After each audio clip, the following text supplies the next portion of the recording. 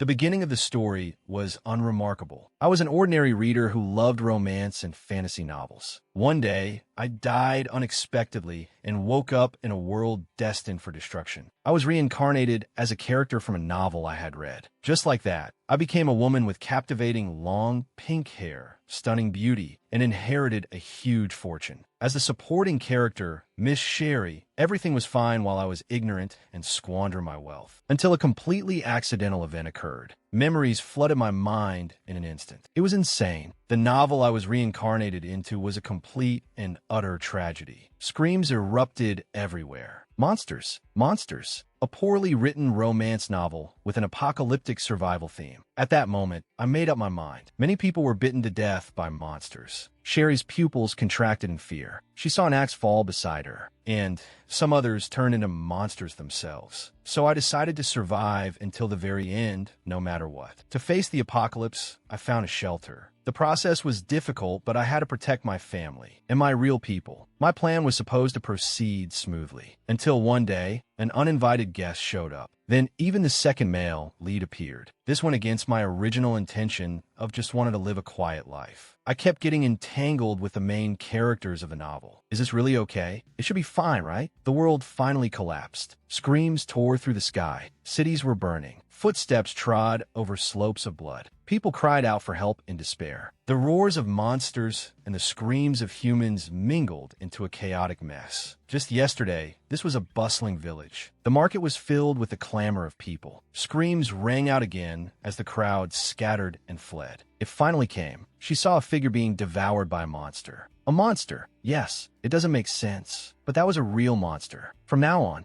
many people will be killed by monsters, and some others will also turn into monsters. Do you think I would let that happen to me? I can't die just like this. The story goes back 3 weeks. 2 women unfolded a newspaper. Oh my God, look. This Miss Sinclair is on the front page again this week. After all, no one gets more media attention than her. Miss Sinclair, a charming heiress with endless wealth. Although not of noble birth, she is highly sought after by the aristocracy. Sherry glanced back with a smile. That's right, that's me, Sherry Sinclair, a woman in the spotlight. The maid followed behind, panting. Miss, please wait a moment. Sherry was holding a pile of things. I have to load these into the carriage, but it seems there's no more room. This is a bit troublesome. Sherry looked around, confirming no one was watching. I'll move it. She easily lifted the heavy luggage. The maid was dumbfounded. Miss, you're so strong. You're both cute and strong. It's truly perfect, but people in high society probably don't like strong women, right? Sherry raised the corners of her mouth smugly. That's why I have to hide my strength. I'm still very envious, but I wasn't born like this. I used to be weak and sickly. My parents felt sorry for me and found a medicine for me. After taking it for a few years, I became a little stronger than others. The luggage is all packed. We should go. Sherry suddenly stopped in her tracks. Her expression turned grim.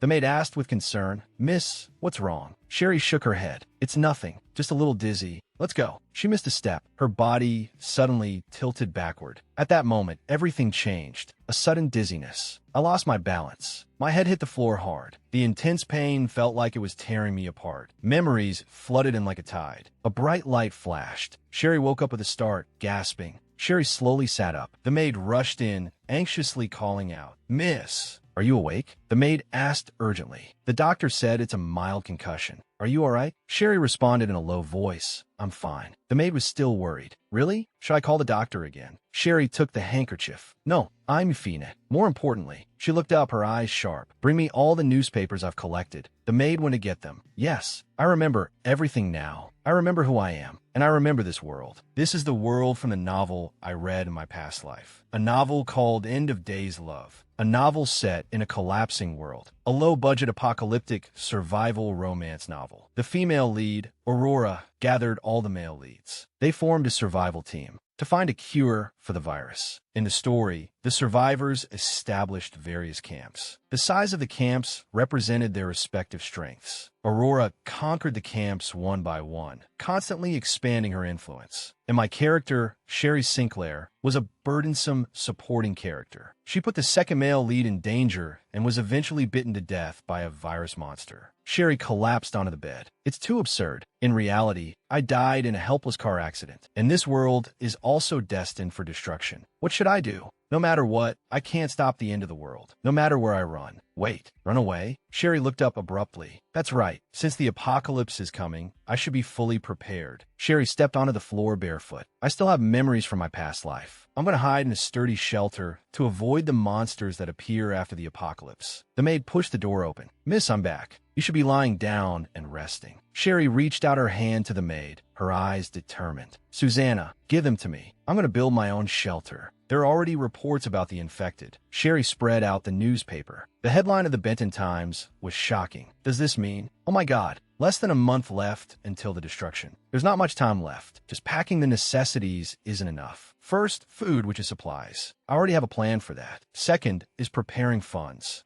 Money isn't a problem. Lastly, weapons to fight back. A cold smile formed on Sherry's lips. For this matter, asking that person is the best choice, right? Sunlight shone on the Sinclair manor. Miss, what do you mean by this? Harrison pushed up his glasses. You want me to prepare weapons for you? Why do you suddenly need weapons? This man is Harrison Howard, the Sinclair family's lawyer. Sherry took a sip of tea.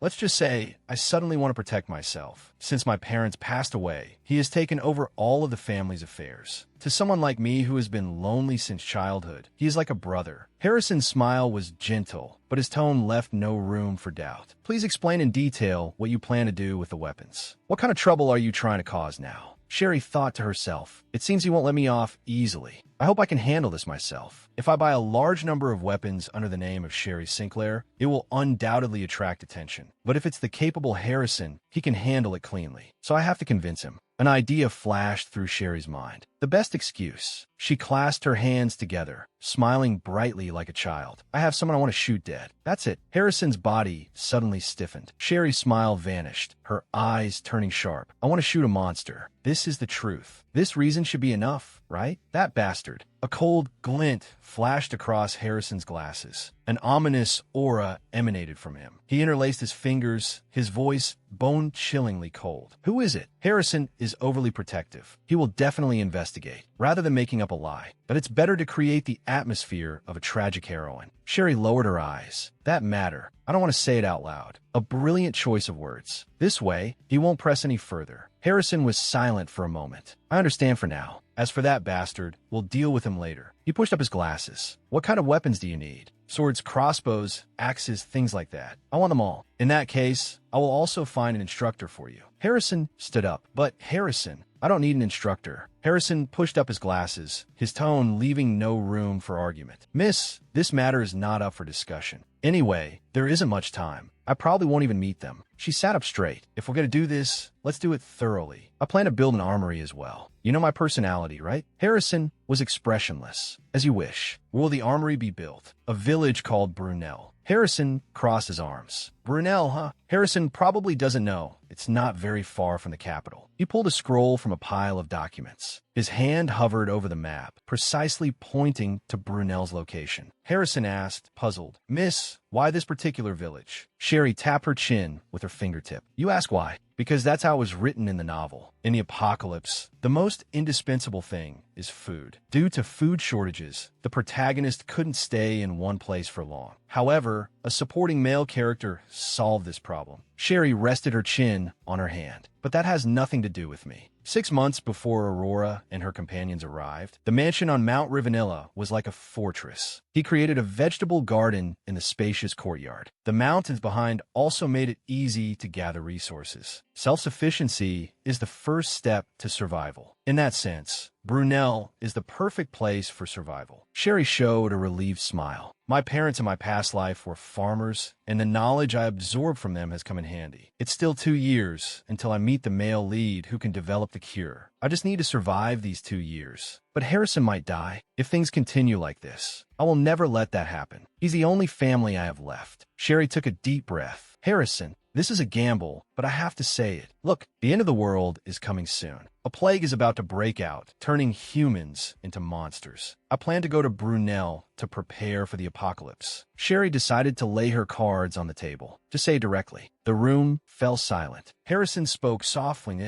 Are you perhaps suggesting that you need more medicine? If you don't like the previous hospital, I can help you find a new one. Or you could rest for a few days and be hospitalized for observation. Sherry shook her head vigorously. No need. It was just a joke. I had a very realistic dream. Harrison fell into deep thought, his eyes behind his glasses filled with suspicion. Do you think I'm talking nonsense again because of the depression after my parents' death? I've taken my medicine and I'm better now. I know you're worried, but I can't be locked up in a hospital to welcome the end of the world. Sherry forced a calm smile. It was just a dream. Don't worry. More importantly, Harrison, will you go to Brunel Village with me? I don't know the first thing about weapons, nor do I have a discerning eye. Harrison's expression softened. If you don't mind, then of course. I will find someone more professional than me to be in charge of the armory. Sherry smiled brightly. No, I want to go with you. Harrison, if it's not you, there'll be no one to cause trouble and solve it. Harrison sighed helplessly. I understand. Let's just treat it as a short excursion. Sherry cheered. Great. Then, she stretched. One thing is settled. Weapons and Harrison are taken care of. Next is 100 million gold. Dot coins and loan. Is this really all right, Miss Sherry? Sherry confirmed, yes. You heard me right. She gave a brilliant smile. If not now, when else could I get this much money? A banker wearing a monocle confirmed. This is a credit loan of 100 million gold coins. Really? Sherry nodded. I said yes, although I'm not sure if I can spend it all. The banker bowed apologetically. My apologies. I'm just surprised that the heiress of the Sinclair family would borrow such a large sum. This is a routine question. May I ask the purpose of this loan? Sherry's eyes twinkled. She suddenly broke into a radiant smile. Funds to prepare for the end of the world. The banker was stunned. What did you say? Do you need help? If you're being blackmailed, you can secretly contact Harrison. Sherry waved her hand. It's not like that. Is it because of the gambling club? I heard several diamond mines were at stake this time. I didn't expect it to be this serious. Mr. Morton, it's not like that. I urgently need this money for overseas business. As you know, the Sinclair family is involved in many projects, aren't we? The gambling club I run, on the surface, is a playground for a reckless heiress and fallen elites. In reality, it generates huge income and intelligence. There's an endless stream of people wanting to join.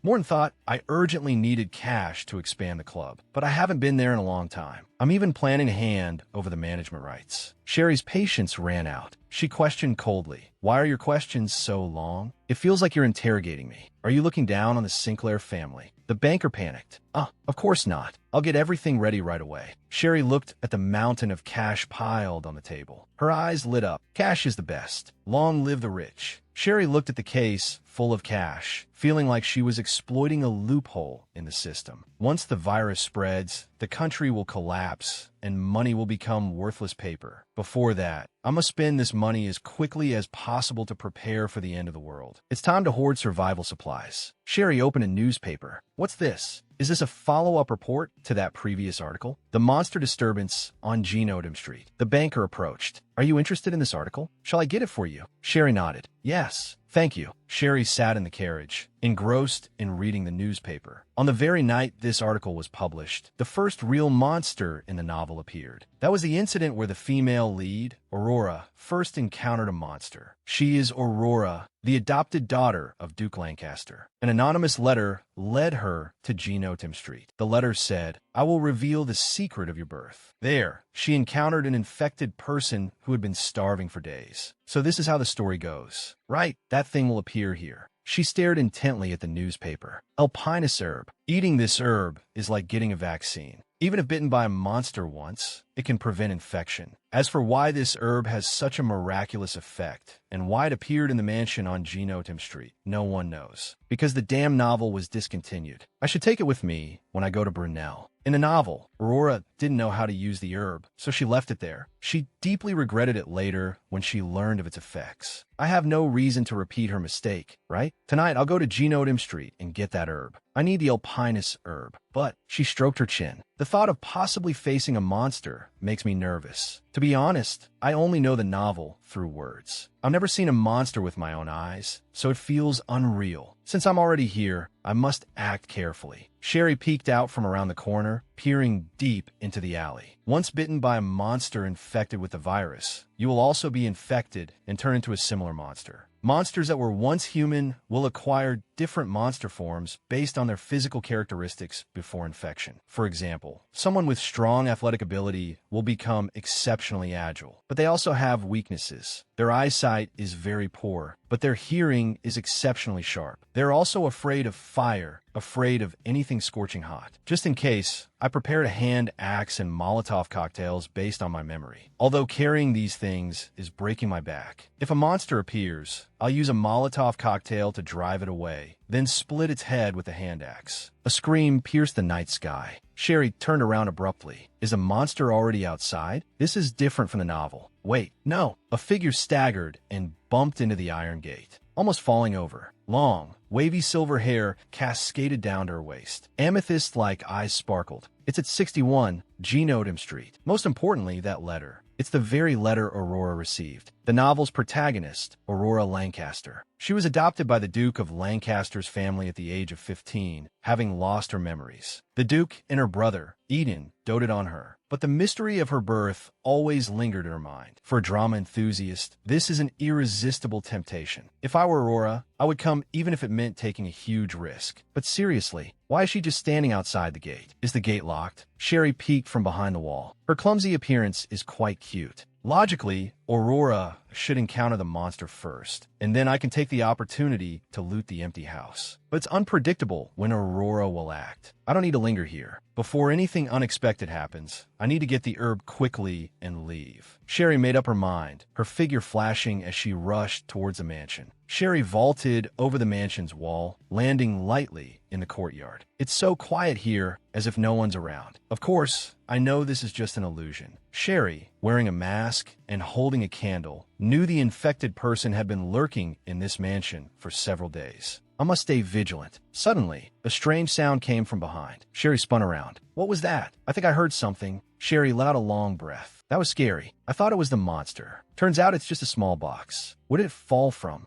This pattern is the alpinus herb. This is it. Although I don't know how it happened, this is great. It saves me the trouble of looking for it. She hugged the box tightly, an unconcealable smile on her face. Now I just have to leave here quietly. Sherry turned and tiptoed away. A figure appeared at the top of the stairs. Sherry looked at the terrified, strange man. A living person. He stretched out a trembling hand. Help, please, save me. Sherry froze. Why is there someone here? In the original story, there was no one else besides Aurora. The strange man pleaded again. Please, save me. Sherry took a step forward. Wait, I'll save you. First, calm down and answer me. A drop of green liquid landed on the ground. Sherry looked up abruptly. A blood-soaked figure crawled down from the ceiling, exuding an ominous aura. Sherry quickly approached the strange man, questioning him. Did that thing bite you? Those eyes stared fixedly at him. One bloodshot eye with a dilated pupil. Lifeless. The strange man shook his head in terror. No. That monster was tied up in the room. Sherry pressed. Tied up? What about the others? Is there anyone else here? The strange man answered, trembling. No one else. I came here because I couldn't contact my sister and ended up running into the monster. Sherry's eyes sharpened. Then who on earth tied that thing up? Suddenly, a huge black arm swung down violently, aiming straight for Sherry's back. She was sent flying in an instant. The strange man screamed in terror. He scrambled towards the door. Help! Sherry watched his fleeing back. Good. Saves me the trouble. Now, there's nothing holding me back. Sherry gripped the bottle in her hand, determination burning in her eyes. Well then, let's try to get out of here alive. Aurora pulled the iron gate open with force. It's open. She stood outside the main gate and tentatively called out, Excuse me, should I go in and see? Suddenly, a scream pierced the night sky. Get out of the way. Monster, help! Aurora was violently pushed aside by a man, staggering backward. She looked back at the open main gate. What was that just now? Is someone there? Flames instantly engulfed everything. A hand reached out from the fire. Aurora barely managed to lift her head, sweat and blood mixing as they ran down her face. Monster, get away from there. What? Aurora, this is bad. Aurora was in tears. Thank you for saving me. Aurora tightly gripped Sherry's hand. If it weren't for you, I can't imagine what would have happened. You're truly my savior. Sherry was inwardly annoyed. I'm going crazy. Right. Did you see the man who ran out of this house? Ah, he ran into that alley just now. That's great. It seems he survived. Although there were many unexpected incidents, I finally got the herb. No one was hurt, and the monster was taken care of. Sherry looked at the crowd gathering at the gate. But too many people here is a big problem. I should leave before the situation gets worse. Well then, I'll be. A bright light pierced the darkness. Who's there? A figure wearing a police cap appeared, pointing a gun at them. Aurora? The officer questioned coldly. What are you doing here so late? Sherry's gaze was drawn to him. Wow, he's so handsome. No, now is not the time for that. Aurora spoke in confusion. Brother, what are you doing here? What? Wait, if he's Aurora's brother. The officer holstered his gun. I received a report, so I came to patrol. This person is Aurora's brother, Eden Duncan Lancaster. He is the strongest person in the Mangsa Alliance and has the virus antibody in his body. He's a key character. I never expected to meet him here. Aurora explained to Eden. This lady saved me from the monster. Eden's gaze fell on Sherry. Monster? Sherry's heart tightened. Ah, this is bad. In such a suspicious situation, if they find out I'm Sherry, it will just be a waste of time being investigated. A police officer approached Eden. Captain Eden, could you come over here for a moment? You go first. You stay here for now. Sherry quietly backed away. It's a pity, but before things get more complicated, please take a look at this. Damn it, what is this? Did that woman catch the monster? She turned and ran. Aurora called out urgently. Benefactor, where are you going? At least tell me your name before you leave. I am Sore Aurora. I don't want to get involved anymore. Sherry broke into a sprint. Eden's roar came from behind. Stop. She panted heavily. If I stop, will you even listen? I'm seriously about to break down. I had to turn into a situation where I'm being chased by Eden. It would be better for you if you stopped when I told you to. You can't run far anyway. Eden's voice pursued her relentlessly from behind. Thank you for saving my sister, but running away like this only makes you look incredibly suspicious. Sherry gritted her teeth. I'm running because you'll definitely investigate my identity. I shouldn't have been happy about getting away safely. I never thought Eden would leave Aurora to chase after me. Not answering? The more you try to hide, the more it proves you're an important person. I might really have to investigate you. If this keeps up, I'll be caught. Should I just knock him out? A scream was heard. Eden stopped abruptly. That sound just now. Now's my chance. Sherry seized the opportunity and ran. Eden roared. Hey, you. Sherry looked back with a smile. Looks like something happened over there with Aurora. Let's see you chase me now. Eden stopped in his tracks. Damn it. A brooch lay quietly on the ground. Eden bent down to pick it up. Wait. Sherry suddenly realized with a shock. My brooch. Why? Why did it fall there? No. Finally back home. Sherry clutched her head in frustration. Is this some kind of Cinderella story? To drop my brooch at a time like this? Is there any way to get it back from Eden? That's not just any brooch. It was the last gift my late father left for me. Sherry clutched her hair. You idiot, Sherry. Why did it have to fall there of all places? Sherry tried to calm herself. No, it's fine. Eden couldn't possibly know it's mine. But the back of the brooch is engraved with my initials. If he saw it, A knock on the door. The maid's voice came from outside. Miss, Sir Lancaster is calling for you. Sherry peeked out from behind a trunk. Eden, that big shot is looking for me? The maid replied, yes. He said it's a confidential matter and wishes to speak with you directly. Sherry waved her hands in a panic. Just say I'm not here. Say I've gone on a trip. The maid's voice sounded again. Understood. Here is the newspaper. Is your luggage all packed, miss? Sherry stood up from behind the trunk. Yes. Susanna, have you finished packing? Susanna smiled and replied, of course, Mississippi. I'll go inform the head maid and be right with you. Susanna is an absolute angel. She agreed to my sudden proposal to go to Brunel without a moment's hesitation. I told her we might be in Brunel for a long time, but she said she didn't need to stay in the capital either and packed everything up. Sherry took Susanna's hand. This must have been very sudden. Thank you, Susanna. Susanna smiled and said, Miss, I'll follow you wherever you go. All right, I'll wait for you in Brunel. Sherry and Susanna shared a tight hug. Before leaving, I had to turn down Sir Eden's call. She unfolded the newspaper. Right, let's see if there are any reports about that monster. Bizarre commotion on Genotum Street in Benton City. Victim is Miss Lancaster. Sherry's gaze froze. So that person really was Aurora, just as I expected. The report doesn't mention the monster at all. Someone is deliberately covering up the truth. Sherry's finger traced across the paper. This was a silent declaration. Otherwise, with so many witnesses, it's impossible that not a single line was written about it. In this situation, even if I came forward to reveal the truth without any evidence, Thought people would think I'm crazy. Even Harrison told me to go to the hospital. What would others think? Sherry's fingers tapped on the trunk. The only culprit I know of is the late Marquis Casey. Investigate the incident, reveal the truth, and stop this from happening again. I just don't have enough time. Sherry made up her mind. So, for now, I'll go to Brunel. Meanwhile, at the scene of the commotion on Genotim Street, Eden unfolded a newspaper. He looked down at a photo in the paper. Another report about Sherry Sinclair, a spendthrift taking out a loan. It's not unusual, but why would a wealthy heiress like Sinclair need a loan? Unless there's another reason. What are you doing here? Eden answered calmly. Oh, there you are, Inspector. Didn't I tell you to stay out of this case? How can I stay out of it? I was at the scene of the crime. You're so stubborn. He glanced at the newspaper in Eden's hand. Still reading about Sherry Sinclair? Didn't you just call the Sinclair residence? Eden's expression stiffened. What's that supposed to mean? It sounds like you think I'm obsessed with Sherry Sinclair. The inspector clapped Eden on the shoulder. It's best not to get involved with the Sinclairs. You know how troublesome those rich people are. He beamed. Just keep a low profile, and you'll be promoted to superintendent in no time. Eden Dunjan Lanjestev, the oddball who gave up his ducal title to become a policeman. The Duke of Lancaster did not approve of his son's choice. But the title doesn't just disappear. His promotion in the police force was a sure thing. Eden turned and walked away. I didn't become a cop for a promotion. If I wanted honor, then I would have inherited the dukedom long ago. More importantly, Inspector, the Benton papers haven't mentioned the monster at all. The inspector explained, orders came from above. Don't cause public panic until the truth is ascertained. Don't blow this up, all right? Eden's gaze sharpened. Above? Eden turned to leave. The inspector called after him. Where are you going? I received a tip. A large shipment of firearms was smuggled in from the kingdom of Brunel. Thanks to you, there's nothing left for me to do here. I might as well go check it out. The inspector cleared his throat.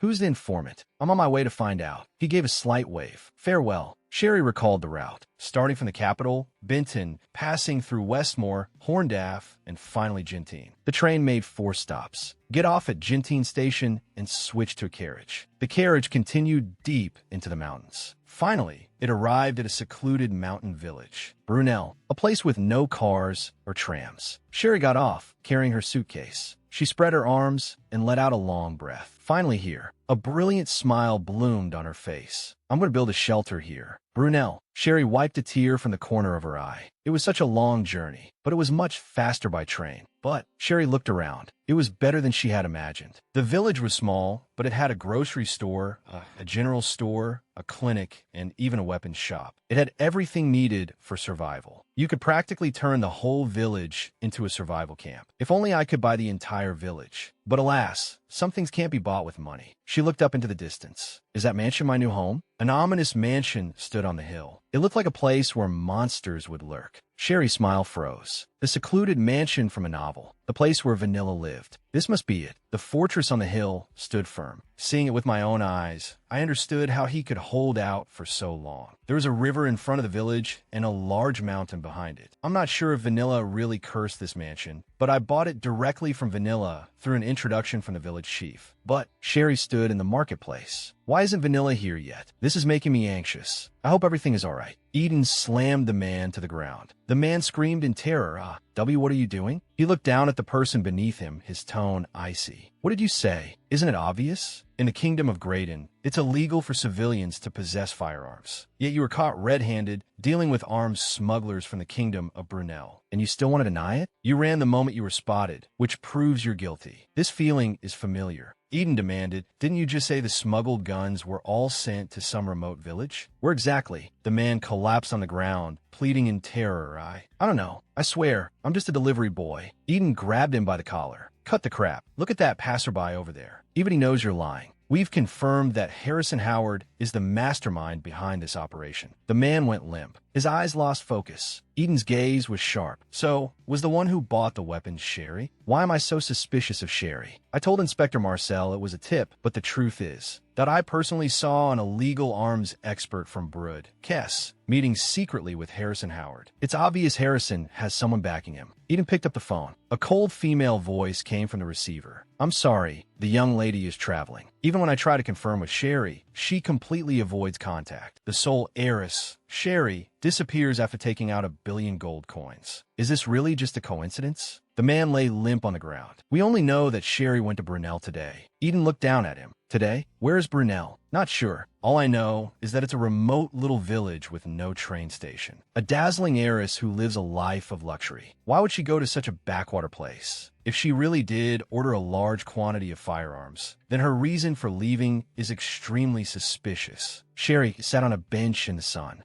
Sherry lifted her teacup. The newspaper headline was glaring. Heiress loans 1 billion gold coins in the name of overseas business. What's this about a non-existent overseas business? Sherry Sinclair's absence, an escape or a disappearance. Still under investigation. It's not an escape nor a disappearance. They put me on the front page again with my flamboyant style. Sherry snorted. Let them write whatever they want. When the end of the world comes, they won't have time to write articles like this anyway. Still, Harrison will find out about the loan soon. But the result will just be more nagging. When on earth is Vanilla going to show up? Will I even get to see him today? Sherry's gaze was drawn. Oh, that officer across the way stands out a glance. How lucky. I was just getting bored. His hair shone like golden threads. His nose was straight, his lips crimson. The collar of his shirt fit impeccably against his neck. I couldn't look away. Every detail was stunningly perfect, like a meticulously carved work of art. Sherry's breath caught. Wait, what's he doing here? Sherry's heart pounded. It's a man. Could it be? Her eyes widened. Then, Duncan Lancaster. Eden walked towards her table. His voice was gentle. Pardon the intrusion. He smiled slightly. There are no other seats. May I sit here? What is he doing here?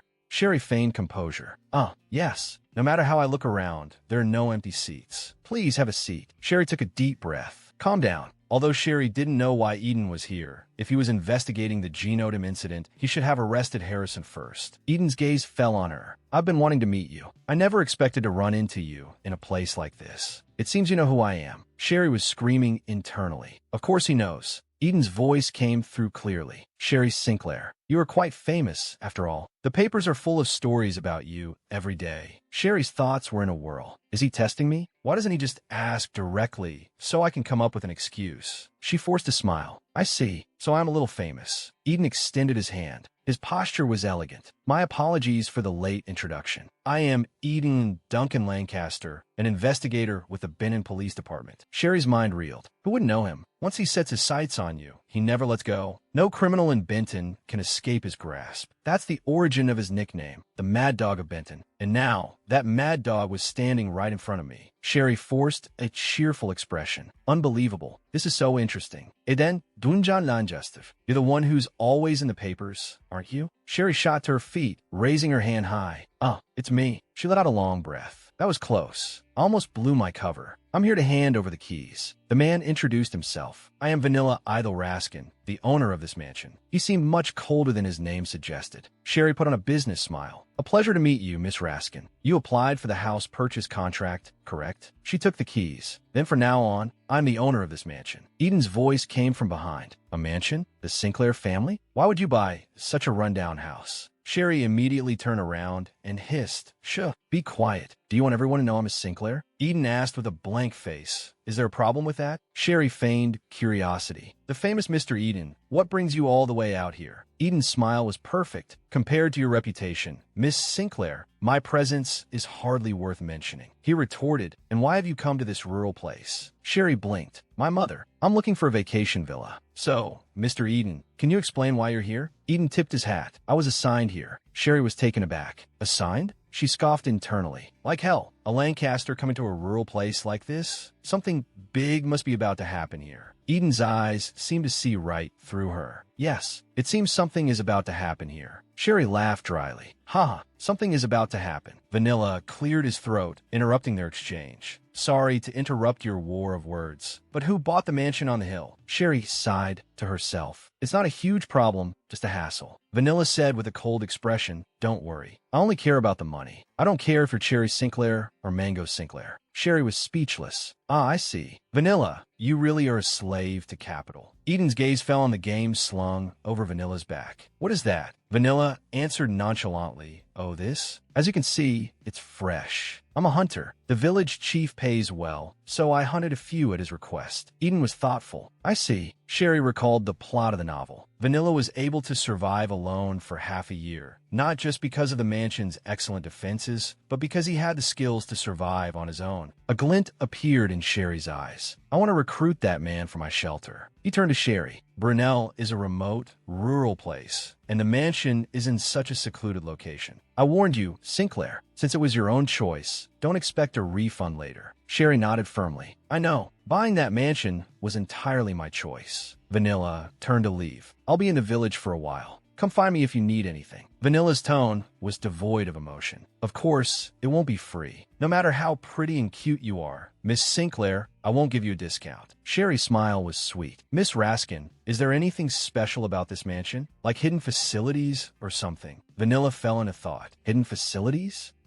I'm not sure. Sherry felt a bit confused. Strange. In the novel, Vanilla clearly said this mansion was special. He called it a fortress optimized for survival. But on the blueprints Vanilla gave me, I can't see anything special. Is it just because of its good location and ease of self-sufficiency? But Sherry felt a wave of irritation. Why is he following me? Eden is supposed to be in the capital, meeting his end with Aurora. This is a complete deviation from the plot. The only explanation is that he's already figured out I'm the owner of the brooch. Sherry spun around. "Hey, why do you keep following me?" She forced herself to stay calm. "You can't do anything to me based on suspicion alone. Do you have a search warrant?" Eden's gaze went past her toward the distant mansion. "That mansion looks very isolated, very dangerous. Of course, that also means you could secretly transport weapons in or hide some secret funds." Sherry blurted out, What are you talking about? If you're so interested, why don't you go see the mansion for yourself?" Sherry's heart skipped a beat. Wait, weapons? She recalled her conversation with Harrison. "What kind of weapons do you want specifically? In that case, I can even arrange for a teacher to instruct you." "Wait, you're not talking about the brooch, but the weapons?" Eden's smile was tinged with amusement. "What's wrong? Did you suddenly think of a reason why I shouldn't tour the mansion?" Sherry's heart pounded. "The brooch is no proof. It's easy to deny. But weapons are another matter. If I get caught engaging in illegal activities strictly forbidden by the Empire, things will get complicated." She crossed her arms. Of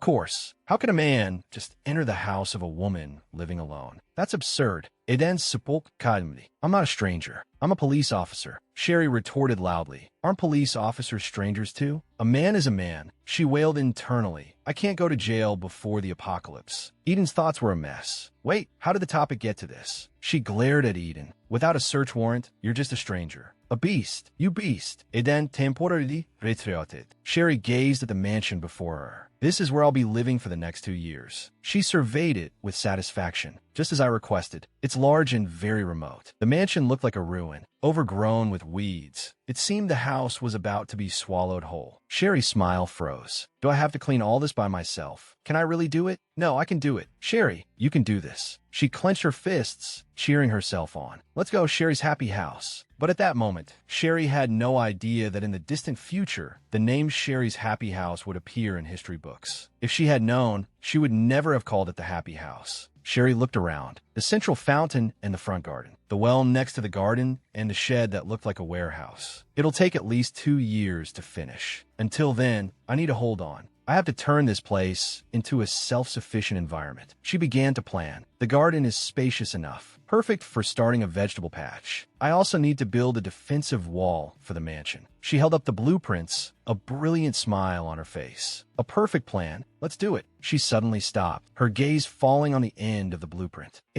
What's that?" Something was written at the edge of the blueprint. "Brunel. Genotim. Brunel is this place. Genotim is a street in the capital." "I don't know. I'll ask Vanilla about it later." So the first thing you need to do is, of course, start with my room. First, clean up, then add some furniture. The most important thing in this room is the fireplace. "What's this?" Sherry's pupils contracted. "What do they burn here? Clothes? Could it be human bones? No way." She walked over to the fireplace. She crouched down. "What is this? Is it cinder?" Sherry pinched the piece of burnt cloth. Why was this in a fireplace? This is unsettling. She forced herself to calm down. Forget it. I'll clean it up later. This thing is a bit disturbing. Sherry, don't be scared. From now on, this is your home. She pulled herself together. Sweeping and mopping, the room was transformed. Sherry collapsed on the floor, completely exhausted. Damn it, this is no work for a human. I'm wiped out after just a few hours. There's not much time. Should I hire people to get it all done at once? It's not like I'd recognize them anyway, right? I'll call Harrison right now. She rushed out of the mansion, mailed the letter, and returned, only to find that all the phones were broken. Sherry slumped over the table, completely defeated. Survival is too hard. How can the phones in the neighboring village be broken too? A small hand offered a bouquet of flowers. Excuse me, pretty lady. A little flower girl stood before the table. Buy some flowers? You look so pretty today, lady. Sherry couldn't help but smile. Oh my, you're so cute. Is that today's paper? The little girl handed over the newspaper, saying happily, "Thank you, pretty lady." Sherry decided to take a break and read the newspaper. She unfolded the paper. Social circles in a slump due to absence of gossip Queen Sherry. Everyone is waiting for her. It was just the usual flattery. The next article in the paper revealed the Segrave family's secret connection to an ancient artifact. An ancient artifact, Segrave, a legendary family that only exists in fairy tales. They are heroes who protect the world from evil, known as the guardians of humanity. A light shone in Sherry's eyes. If only such a family really existed, they could solve the virus and all our problems. Eden sat across from her, engrossed in a newspaper. Is there something you want me to do for you? Sherry froze. What are you doing here? Eden replied calmly, on official business. I see. Sherry forced a smile. You must be very busy. A waitress brought over a glass of orange juice. The orange juice you ordered. Miss Raskin, what are you doing here? I'm working part-time. Sherry beamed. Keep up the good work. Is there something you wanted to say? You didn't leave a tip. Vanilla and I are on completely different wavelengths. Since we've met, should I ask about that? Wait a minute. Miss Raskin, could you take a look at this? Sherry unfolded a note. Do you know what this is? I found it on the mansion's blueprint. Vanilla leaned in for a closer look. He fell into thought. I know Brunel is the name of the village, and Genotim is a street name in the capital. But what do Fountain and Hague mean? Vanilla shook his head. I'm not sure either. I didn't write this, but the handwriting looks like my father's. I inherited this mansion from him. An inheritance. Sherry was thoughtful. I see. So the original owner of the mansion was his father. He left the mansion to him after he passed away. And on the mansion's blueprint, there's an important message he left behind. Vanilla reasoned. Since it's written on the blueprint, it must be related to the mansion itself. Vanilla looked at the distant mansion. Even if it's related to the mansion, Genotim is still a street name, isn't it? Vanilla continued to guess. But I'm not sure. Maybe it's the location of a mansion under the Raskin family name. I also have a mansion in Genotim. Sherry pressed. Then what about Hague and Fountain? Vanilla shook his head. I don't know what those are. Eden's voice suddenly cut in. Hague Street. It's a street near Seymour Station. Vanilla had a realization. I see. I also inherited a mansion in Seymour. Sherry asked with a smile. Then do you remember the numbers in front of the names? Vanilla tilted his head.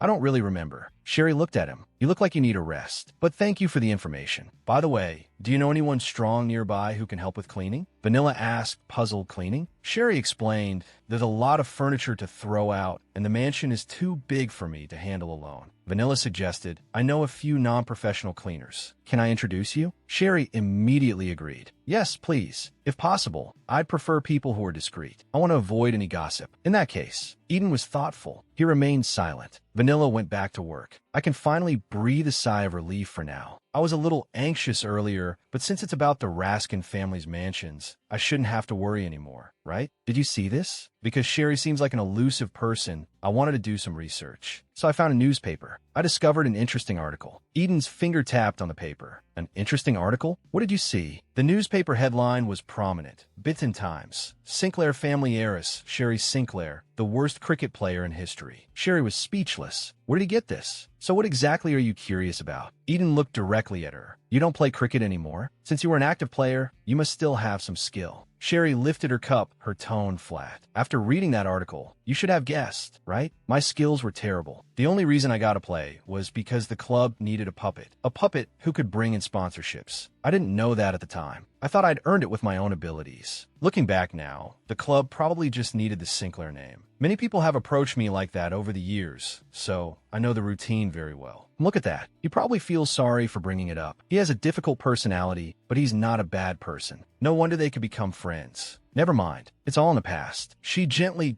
dabbed the corner of her eye with a handkerchief. I'm always misunderstood because of my appearance. I probably look like the type to hide guns in a mansion. Sherry stood up. Well, I should get back to my business. Mr. Eden, she turned to leave. Harrison won't fall for it that easily, right? As long as I can survive, that's all that matters. I'll do my best to hold out until the end without getting caught by Eden. But why hasn't Harrison contacted me yet? He couldn't have forgotten because he's too busy with work, could he? The next day, as soon as I heard the phone at Genotem Station was fixed, I rushed over immediately. The station was small and old, but it was neat and pretty. More importantly, does the phone work? Sherry cried tears of joy. She leaned over the phone. Wait. Harrison, Susanna. This is no time to be sentimental. I have to make a call quickly. Sherry quickly dialed the number. The call connected. A familiar voice came through. Sinclair Manor, at your service. Susanna, it's me. Oh my gosh. Miss, are you all right? I've been trying to contact you, but I didn't know how. Susanna's voice was full of worry. Did something happen? Weren't you supposed to come back today? She explained apologetically. I'm very sorry, Mississippi. The minister has fallen ill. I might have to stay one more day. Sherry held the receiver. It's all right. It can't be helped. You must come tomorrow, okay? It looks like I'll have to hold on for another day on my own. Susanna immediately responded. Yes.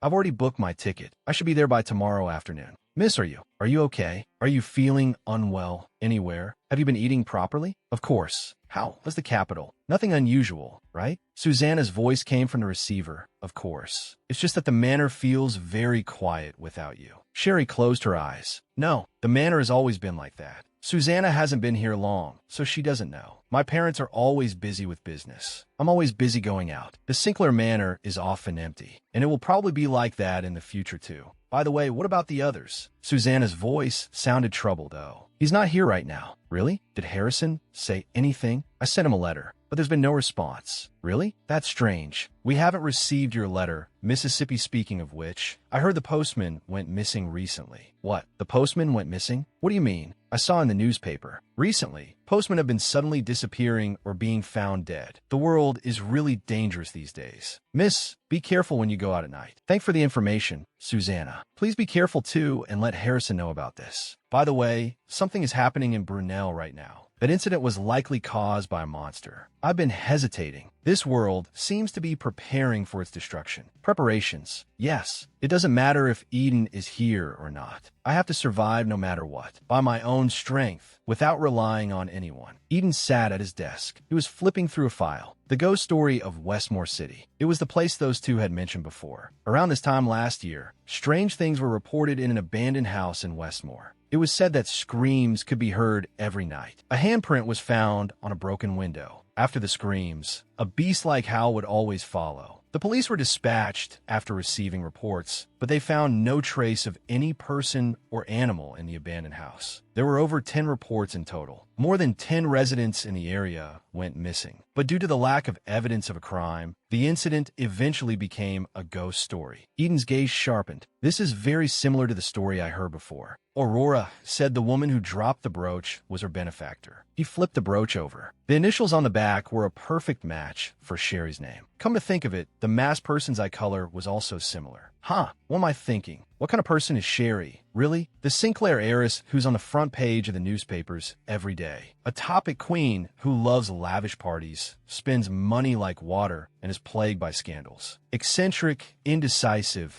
and completely incompetent. A troublemaker deemed unworthy of leading the Sinclair family. The kind of person I despise the most. And the other one, although she fled suspiciously, saved my younger brother and possibly Aurora too. They can't be the same person. Sherry isn't the type of person to come to a remote, dangerous place like this. She's also a suspect in an arms smuggling case. Definitely not a righteous person. Come to think of it, what that benefactor needed was perhaps just my Sinclair surname. My image is always easily misunderstood. Eden pinched the brooch, lost in thought. Could I also be? Without looking at her with prejudice? Two maids were whispering. Oh my God, isn't that the abandoned house, miss? Yeah, that's right. But what the hell is that scarecrow? Sherry came striding over, carrying a scarecrow on her shoulder. She held her head high, her expression calm and composed. Eden's fantasy was instantly shattered. I take it back. She really is a weirdo. Sherry stopped and greeted with a smile. Oh, you're all gathered here. Abandoned house, miss. What are you doing carrying that scarecrow? Sherry pointed at the scarecrow. Ah, this? I'm just practicing how to behead someone beautifully. Eden looked horrified. Behead? Whose head is she going to chop off? Seeing everyone's terrified expressions, Sherry burst out laughing. Just kidding. Don't take it seriously. There are too many sparrows in the field. I'm planning to move it inside. I'll be going then. Sherry turned and left, carrying the scarecrow. How was she anything like a delicate flower in a greenhouse? That abandoned house miss is really strange, isn't she? A maid chimed in, yeah. She's been moving things into the abandoned house lately. Eden turned to them. Does the abandoned house miss come to the village often? The maids exchanged a look. Oh, isn't that the new young police officer? He's even more handsome in person than the rumors say. If you're talking about the abandoned house miss, there's a lot to say. Yesterday, she cleared out the general store. Today, she emptied out the daily necessities store. A maid lowered her voice. It's almost like she's preparing for war. She bought out everything. Another maid added, she lives in a haunted house, but we don't know where she gets the money. Eden listinit quietly. For Sherry Sinclair, that amount of money was nothing. The people here didn't seem to know her identity. A maid suddenly leaned closer to Eden. Oh my, our young police officer. Could it be you're interested in the useless miss? The useless miss is indeed very beautiful. I've never seen such a gorgeous face in my life. One look at that face, and you can tell she's never suffered. Oh right, Star Candy. She's as pretty as Star Candy, right? Eden's thoughts drifted. Why does everyone call Sherry Star Candy? That face really makes it understandable. After all, our young police officer is also handsome. The two of them would make a good match. Eden came back to his senses, his gloved hand touching his chin.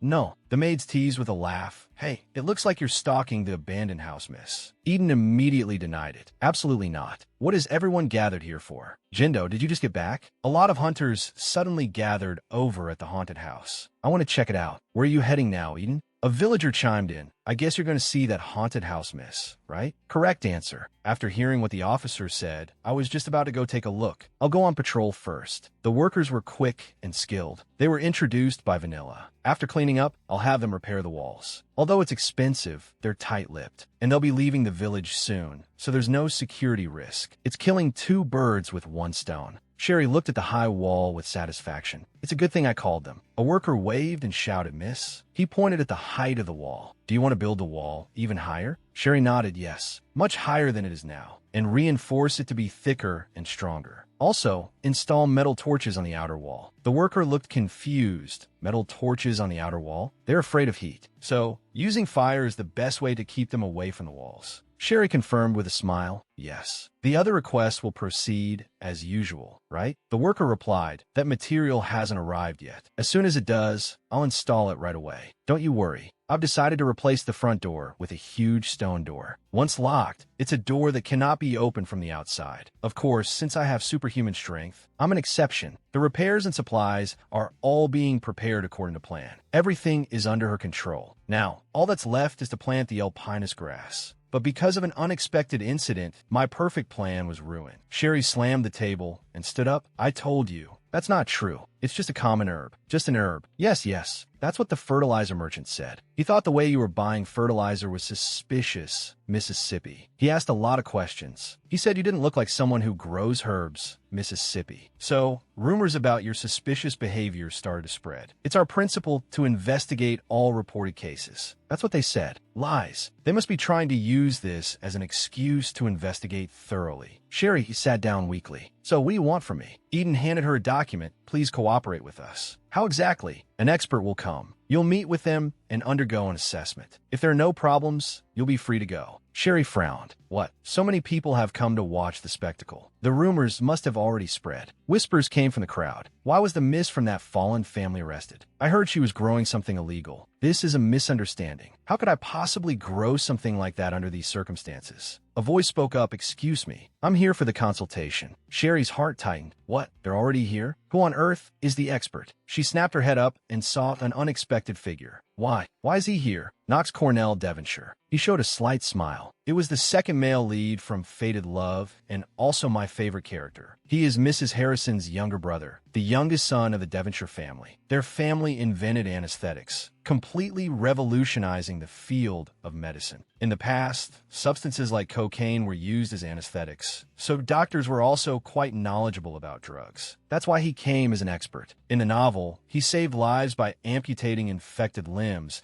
and was also skilled in obstetrics and gynecology, saving countless mothers and babies. But why would someone who was supposed to be in the capital be gathered in this village? Could it be the butterfly effect? Eden asked Knox in a low voice. Are you sure this is really an herb? Did you check it carefully? Yes, I'm sure. Knox's gaze swept over the herb. This is alpinus grass, a common herb for restoring energy. It's fascinating to see it again here. Sherry's train of thought was interrupted. See it again? Has he seen it before? Discussions erupted in the crowd. Isn't that handsome doctor very famous? A woman lowered her voice. Yeah, I heard he's even more famous than that. What's her name? Sinclair woman. Sherry's fist clenched. Nonsense. I'm obviously more famous. Oh, they're looking at us. Oh my God, I've never seen a real noble in my life. That scary police officer is actually being so respectful to someone of higher status. The door was closed. What? Are they getting serious? They heard it too. Eden stepped forward and bowed formally. Miss Sherry, I apologize to you. Sherry covered her mouth. She didn't expect them to apologize so quickly, and from the person who usually can't stand the sight of me. Eden continued, Knox. That is to say, according to the expert's assessment, this is not a drug but an herb. I'm sorry. Sherry lowered her hand. Sigh. I'm often misunderstood, but this time it's really annoying. You know, right? You brought me here without properly and clearly understanding the facts. Eden smiled slightly. Please forgive my rudeness, Miss Sherry. I have been misunderstanding you. A glint flashed in Sherry's eyes. What is this? This is a godsend opportunity. Her lips curved upwards. If you're truly sorry, then do me a favor. Eden was stunned. What? Sherry stood beside him. Are you asking me to help you farm? Not just farming. We're also renovating the house, and we're severely short-staffed. But because Officer Eden suddenly stopped me, all the work has been delayed. This has become a problem. If you don't help, I'll go file a report. I'll have to say you arrested an innocent civilian without evidence. Anyway, will you help? Yes, it's my fault. So I will take responsibility as a police officer. Very good. Let's go quickly. Mr. Worker, don't handsome workers get paid more? Where did that nonsense come from? All right, it seems to have worked. Please consider it. Knox had a smile on his lips. It's been a long time since I've been treated like a nobody. It feels sad. I almost forgot. Knox had been following behind them all along, from the police station all the way here. Sherry was completely engrossed in her conversation with Eden, forgetting him entirely, only thinking about how to make them work. Knox stepped forward and extended his hand to Sherry. It's a pleasure to meet you, Miss Sherry. Sherry came to her senses. I'm also pleased to meet you, Mr. Devonshire. But while we're here, please call me by my name. Knox gently took her hand. I'm very curious about your story, but it would be rude to ask a lady too many questions. She bowed slightly, understood. Miss Sherry. Knox's gaze deepened. Miss Sherry, there's something I'd like to ask you.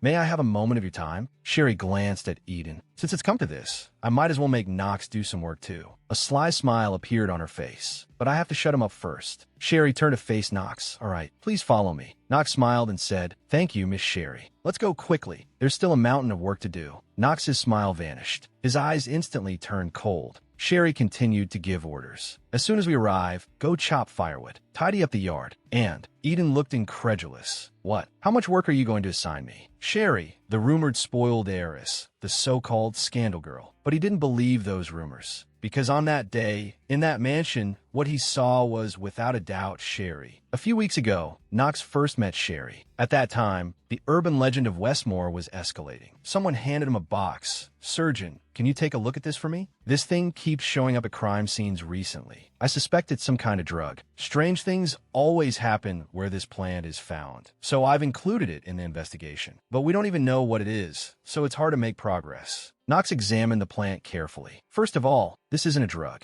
It's just a common herb. A smile played on his lips. A common herb involved in a bizarre case. How interesting. It would be a shame to just let it go, wouldn't it? I heard the deceased's last transaction record was at 61 Norton Street. It's worth a look. Knox stood at the street corner. The night shrouded the surroundings. At first glance, there was nothing special. But if I had to point out something suspicious, it would be that there was still a visitor at this hour. That is indeed suspicious. But Knox's pupils contracted. What is that? It looks like someone is running away. A piercing scream cut through the night. Wait, that thing let out an inhuman roar. Knox's eyes widened in horror. What the hell is that thing? A monster. Knox thought for several days. There was only one conclusion. Alpinus grass, bizarre incidents, and the sudden appearance of a monster. There must be a connection between them. Knox looked at the request for investigation assistance, and at Sherry, who had cut down a monster with an axe. This is really interesting. Sherry was lost in thought. Unexpectedly, Knox's smile, unlike Eden's, held a hint of unease. Well, it doesn't matter if they're after me or not. Eden's gaze landed on her. Why is he looking at me like that? He's a good person at heart. It's his duty as a police officer to investigate me. But that guy Knox is different. In any case, I have to be careful around him. The chandelier creaked. Knox looked around. Is this really the mansion where Miss Sherry lives? Sherry responded with a smile. What is it, Mr. Devonshire? Do I not look like someone who would live here? No, I only believe what I see with my own eyes. Sherry looked displeased. You only believe what you see? You haven't even seen me. Knox's gaze sharpened. More importantly, Miss Sherry. He leaned in closer. What are you trying to do here? Why are you growing alpinus grass? Sherry whispered in his ear. If you want to leave here in one piece, you'd better shut up. Don't ask questions. Knox was stunned. What? Sherry's eyes were cold. By the way, I'm not kidding. He's been testing me from the beginning. Maybe I should shut him up for good. Knox chuckled softly.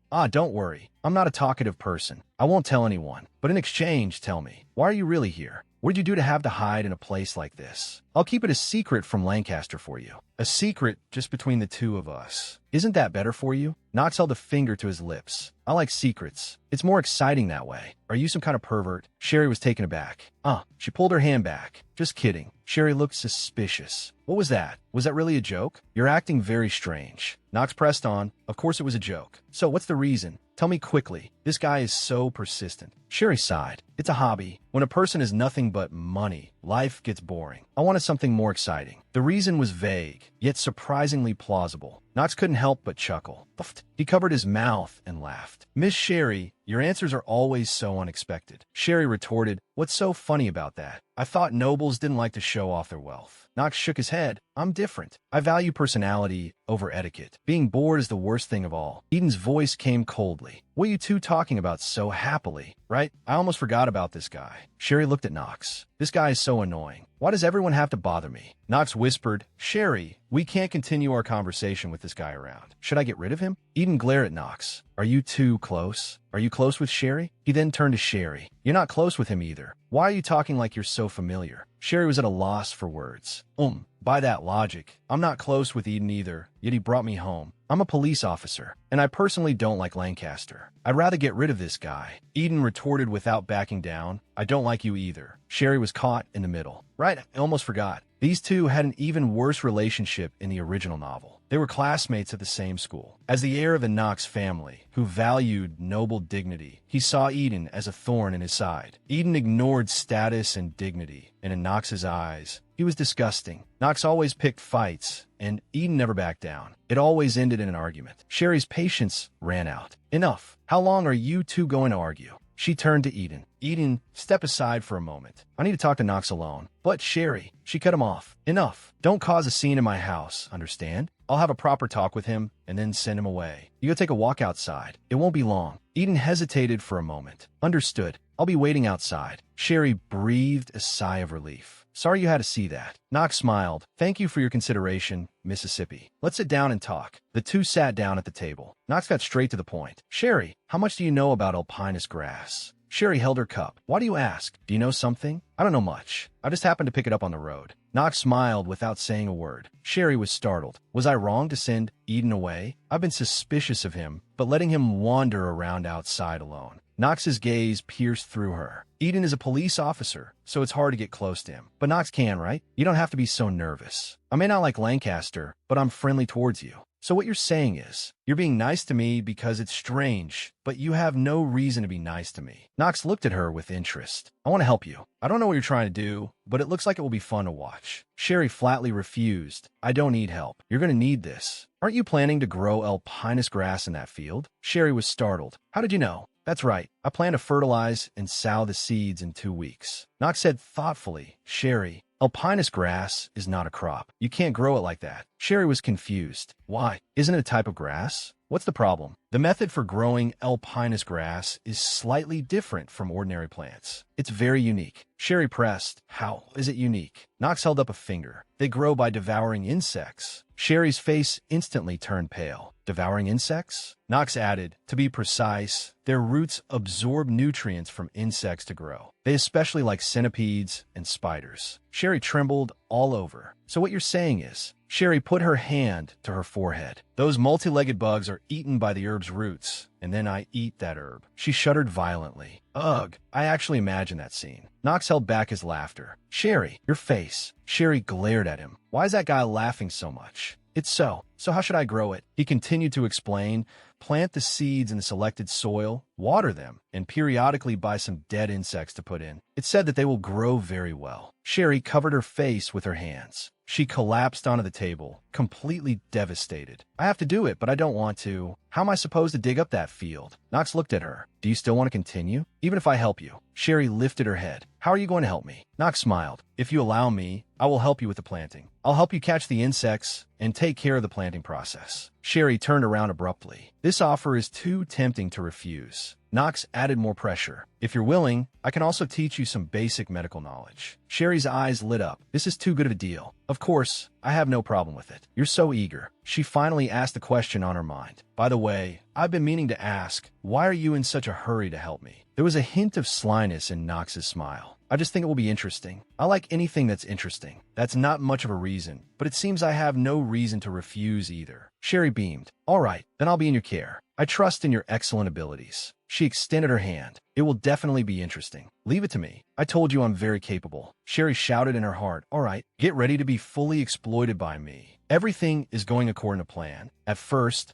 I wasn't sure how it would turn out. But where did Eden go? In the sunset, Eden wiped the sweat from his brow with the back of his hand. Sherry's heart skipped a beat. Eden stood outside the door. Is it over? You two were chatting so happily just now. The laughter wouldn't stop. Sherry covered her mouth. So, my looks are your type, right? Eden stood at the bottom of the steps, looking up at Sherry on the landing. Are you listening to me? Sherry, are you listening to me? Sherry cleared her throat awkwardly, a slightly forced smile on her face. What are you doing? I was taking a walk outside. I saw you seem to need firewood chopped, so I did it for you in advance. Sherry clasped her hands together, her eyes shining. Oh my, you did such a good job. I was planning to do it today, but I got delayed. What were you and Knox talking about? I could hear the laughter from outside. Sherry explained with a smile. Oh, it was nothing. He offered to help me grow the herbs. Look at how much you've done. He'll start coming over tomorrow. Eden's expression froze for a moment. What? Sherry looked at the neatly split wood. So clean and neat. Does this mean I should come out tomorrow too? She looked up at Eden. Sir Eden. Eden turned his face slightly, his voice calm. Miss Sherry, weren't you the one who made me a laborer? Sherry clasped her hands tightly. Yes, you can leave for today. Can I ask you to chop wood again tomorrow? Eden replied without hesitation. Of course. See you tomorrow. Sunlight filled the courtyard. A gentle breeze rustled the curtains. Sherry stood alone in the vast, empty hall. Really? She leaned on the mop handle and sighed softly. The cleaning is truly endless. This mansion is just too big. Even with help, it's still not done. But it's no wonder. After all, I had them handle the urgent work first, and I even paid a rush fee. It should be finished soon. Sherry turned her head. No matter what, his gaze was calm. What a pleasing sight. Money and manpower should really be used when they are needed. Sherry leaned out a second-floor window. Is it going well? Almost done. Eden looked up at her. Where should I put these? Sherry smiled and instructed, put some inside, leave some outside. Eden crossed his arms. Then I'll bring everything inside. But just how much firewood do you plan to make? At this rate, we could burn down the whole village. Sherry waved her hand. Don't exaggerate. That's too ridiculous. Eden looked at the mountain of firewood, the corner of his mouth twitching. Ha. Sherry suddenly snapped back to reality. Goodness, what am I thinking? There's still so much to do. I can't just stand here chatting. Good luck, Sir Eden.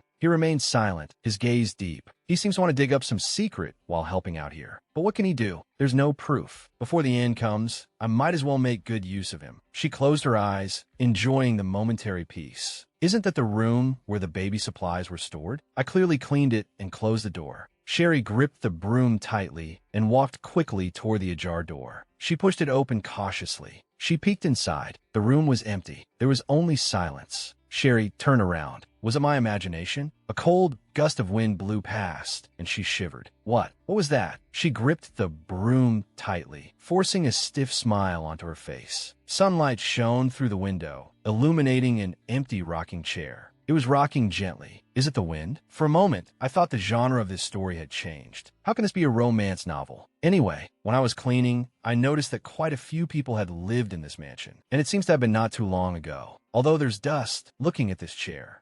Her hand brushed over the armrest of the rocking chair, her fingertips touching a line of engraved words. Sigrave. Come to think of it, I think I've heard of the Sigrave family. Because of their image as guardians, their name is always associated with baby products. Eden's voice came from behind her. Miss Sherry. Sherry turned around. Sir Eden, is the wood chopped? Eden's gaze went past her. Yes, almost. But what is that? Sherry was holding a wooden box. Oh, these are things from a nursery on the second floor. She placed the box on a handcart and gave it a hard push. The cart slowly rolled forward. Eden watched her back, his eyes growing more curious. I'm getting more and more curious about what this mansion is really used for. Sherry turned back. I've already told you. It's my personal. A worker brushed past him. The wooden cabinet fell. Vacation home. Sherry fell forward. Eden cried out in alarm. Miss Sherry. Eden caught Sherry steadily, pulling her into his arms. Sherry's cheek was pressed against his chest. What the hell? Eden held Sherry protectively in his arms. The movers around them were in a panic, holding their heads in their hands, not knowing what to do. Good heavens, that was a close call. Is the material damaged? Wow, his reaction speed is amazing. Eden's eyes were cold, glaring at the two movers. Damn it, what should we do now? I told you to watch where you were going. Eden glared at them angrily. She almost got hurt. You're the ones who should be careful. Carrying something so dangerous. Why are you blaming the victim? What's with this guy? I've never seen him like this. I see. Was he just pretending to be polite in front of me? Thank you. Eden let go of Sherry. As long as no one is hurt. Sherry's cheeks were slightly flushed. Honestly, I really want to recruit you right now. Considering your physique and future, it would be great to have you around. What a shame. Eden turned around. Then I'll go back to chopping wood. Sherry squatted on the ground, watching his broad back as he walked away. She smiled and nodded. Okay. A voice suddenly rang out. Haha, Lancaster, what are you doing? Are you a lumberjack? Knox stood not far away, covering his mouth and laughing. Sherry's smile froze instantly. So annoying. Now I understand why Eden gets irritated. I knew it. I told you not to hang around in front of me. Knox replied with a blank expression. I came at Sherry's request. Why are you being like this? Knox raised his hands in an innocent gesture. Right, Sherry? Sherry puffed out her cheeks.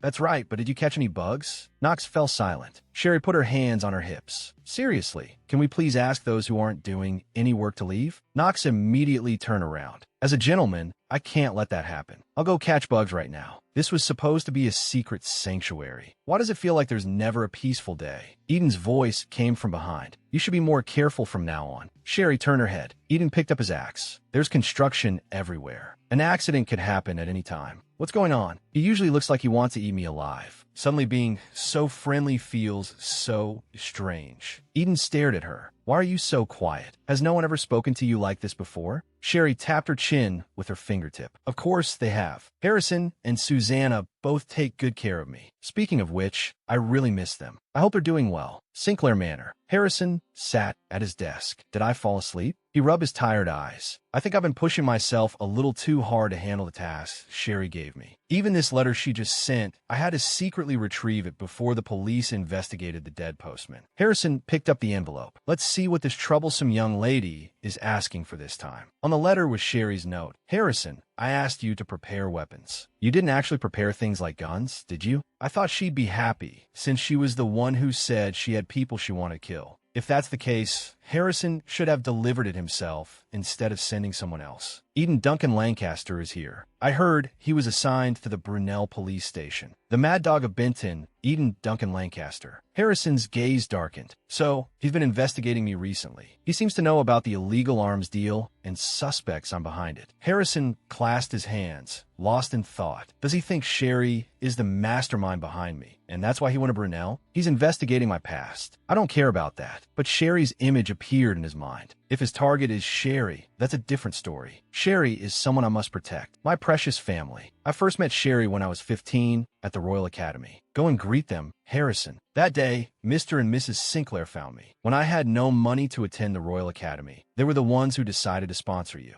Mr. and Mrs. Sinclair. Harrison looked at the couple and the little girl, walking towards him step by step. He bowed deeply. Hello, my name is Harrison. Thank you for your sponsorship. I will never forget your kindness. We don't say such things among family. But now you are Sherry's older brother. That was the day I first met Sherry. Little Sherry hid behind her mother, peeking out. Brother, Sherry needs you. Harrison was stunned. Family. That was the first time I had heard that word. Just a casual remark from a child whose parents were busy with their careers. But because of that one sentence, I made a vow. Sherry is my little sister, a family member closer than blood. But that sense of security was fleeting. Mr. and Mrs. Sinclair passed away suddenly in an accident. Sherry was left all alone. Even as she tried to numb her grief with pleasure, I could only stay by her side. Because I am her older brother, I must protect her. I want her to stay away from danger. For me, that's all that matters. I like seeing Sherry full of life. But things have changed recently. Her gaze has become determined, as if she's found a purpose in life. She started making requests she never had before. As her older brother, how could I not listen? Harrison fastened his watch. If she's going to pick up the weapons herself, I must increase security. But has that guy named Hizai arrived yet? Your Highness. An attendant called out anxiously. Your Highness. Your Highness. The attendant raised his voice. I know you're deliberately pretending not to hear. Your Highness. The attendant's call was almost a plea. Theodore finally lowered his newspaper slowly, his cold gaze fixed on the other man. Get to the point, Alderson. I am listening. The attendant immediately straightened up. Ah, yes. It's about the matter you asked me to investigate. He still looks so dazzling. Theodore Grayden. He is the first prince of the Grayden Kingdom and the Crown Prince. He is handsome and exceptionally talented. Countless people follow him ardently, including me, because he is the one I have sworn allegiance to. The attendant stood respectfully before the desk, while Prince Theodore leisurely read through documents. Have you found their location? The attendant straightened up abruptly. Ah, yes. Sir Eden and Sir Knox are both in Brunel Village. Prince Theodore put down the documents. Brunel, yes. Sir Eden was transferred to the Brunel police station. Sir Knox also went there on Sir Eden's orders to carry out mission. Prince Theodore was thoughtful. There must be another reason behind this. He raised his eyes, his gaze sharp. Alderson, investigate them further. There must be a hidden reason for their actions. The attendant accepted the order. As you command. Forgive my impertinence, Your Highness, but why are you so interested in them? Sir Knox was born in Ludford County, and his family are close retainers of Prince Lloyd. And Sir Eden is from the Lancaster family. Isn't that right? Didn't you say that the plague incident was suspicious? That a subordinate of the Lancaster family, Duke Casey, was able to resolve it so quickly. Prince Theodore casually flipped through the documents. Oh, that matter. Ed's influence as the second prince is growing. As the crown prince, I need to secure as many allies as possible. The Eden I've met and the Duke of Lancaster that are completely different. He is an upright man who strictly follows his own moral code, although his personality is nothing to praise. The attendant's expression became complicated. But isn't his personality a fatal flaw? After all, he's known as the Mad Dog of Benton. Prince Theodore let out a light laugh. Your expression has already betrayed your thoughts. In any case, find out the exact reason those two went to Brunel. As you command. Prince Theodore picked up his teacup. Those two. It's impossible for them to coexist peacefully in the same village for no reason. Something has happened. The villagers whispered among themselves. Good heavens, that young lady is so strong. The cart's wheels rolled forward. Sherry bathed in the sunlight. The weather is so nice today. Ah, I'm so popular. The crowd's chatter rose and fell. But now someone has stolen my spotlight. She turned around, her gaze fixed on a figure in the distance. He just arrived, and already all the women are flocking around him. It's no wonder. He's a doctor, handsome, and a smooth talker. He's the charming second male lead in the novel, second only to the main male lead, Theodore. He is indeed very handsome, but I can't help but feel. Eden's voice suddenly rang out. Miss Sherry, what's this about? Sherry turned her head. Ah, Sir Eden. She smiled and explained. Can't you tell? These are weapons. I don't have any guns. Living alone, I need something for self-defense. Eden examined the pile of weapons. This quantity seems a bit much for your personal use. Why? Sherry was startled internally. Is he going to ask me why I need so many? She immediately struck a playful pose. I have to go. See you later. Who cares? Eden grabbed her arm.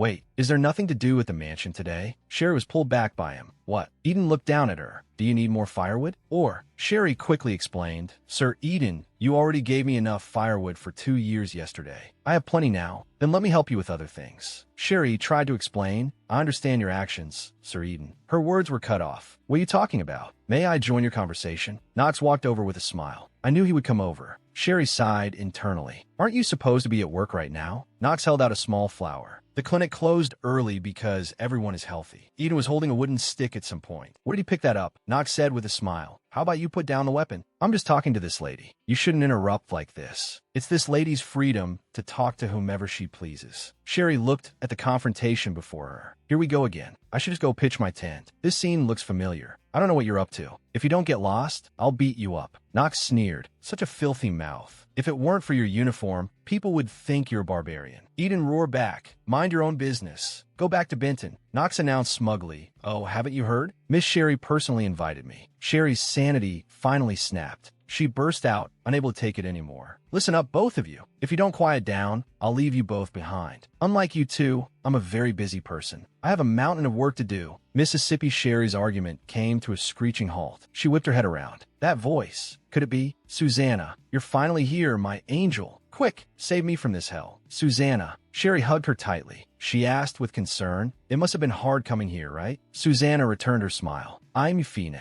It's just that this place is a bit remote, which surprised me. But since it's the mansion I'll be living in with you, milady, I must get used to it. But, milady, who are these people? Sherry pointed to the 2 men carrying luggage. Workers. We should start unpacking, shouldn't we? Susanna looked confused. They don't look like workers. Sherry smiled and explained they come and go as they please without an invitation. Aren't those workers? Susanna asked tentatively. Then I'll go inside and unpack. Sherry affectionately linked her arm. Oh, let's go together. I'll give you a tour of the mansion. Eden looked at Sherry with a troubled expression. Miss Sherry, what should I do? Sherry said with a sly smile, feeling guilty. Sir Eden, you can help repair the wall. She then turned to the other man. Mr. Knox, you can go tend to the medicinal herbs. I'm going to have fun with Susanna. We're leaving first. The 2 men drooped their heads. Understood. The room was bright with sunlight, the furnishings neat and cozy. Susanna looked around in amazement. Wow. She clasped her hands, looking at Sherry with admiration in her eyes. Milady, you're truly amazing. Sherry looked blank.